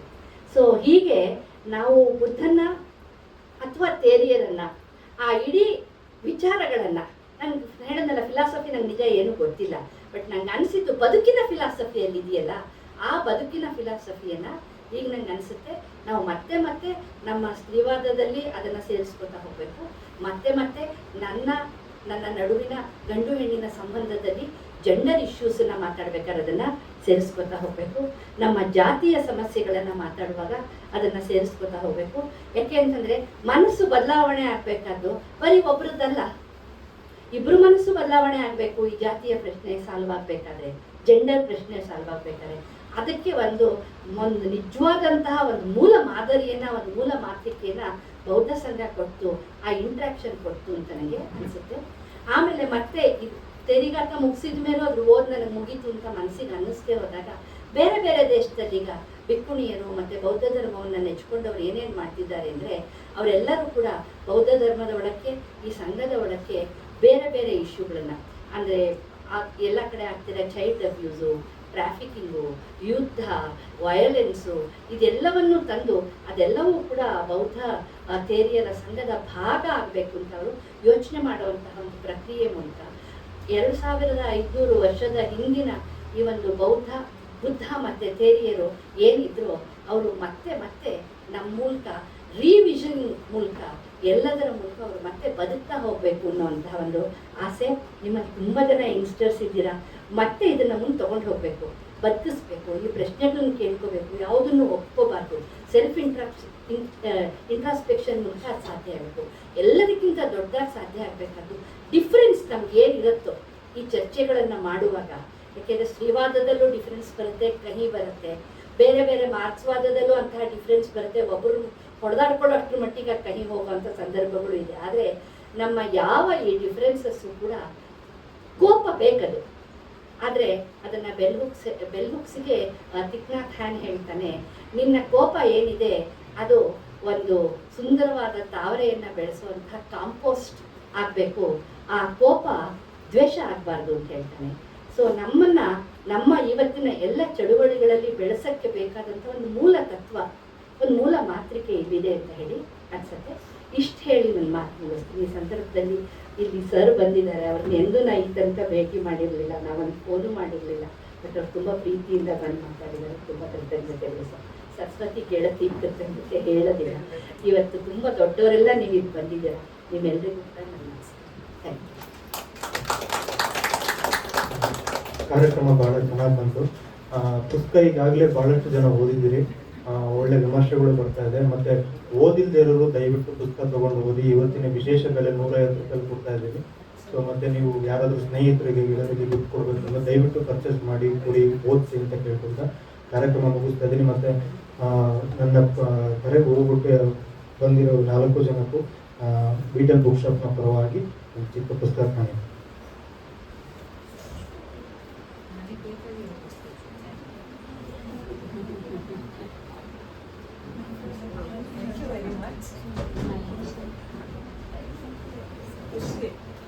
ಪುಸ್ತಕಗಳಿದೆ, ದಯವಿಟ್ಟು ಗಮನಿಸಿ ಬೇರೆ ಪುಸ್ತಕಗಳು ಕೊಳ್ಳಬಹುದು. ತುಂಬ ಧನ್ಯವಾದ ಬಂದಿದೆ.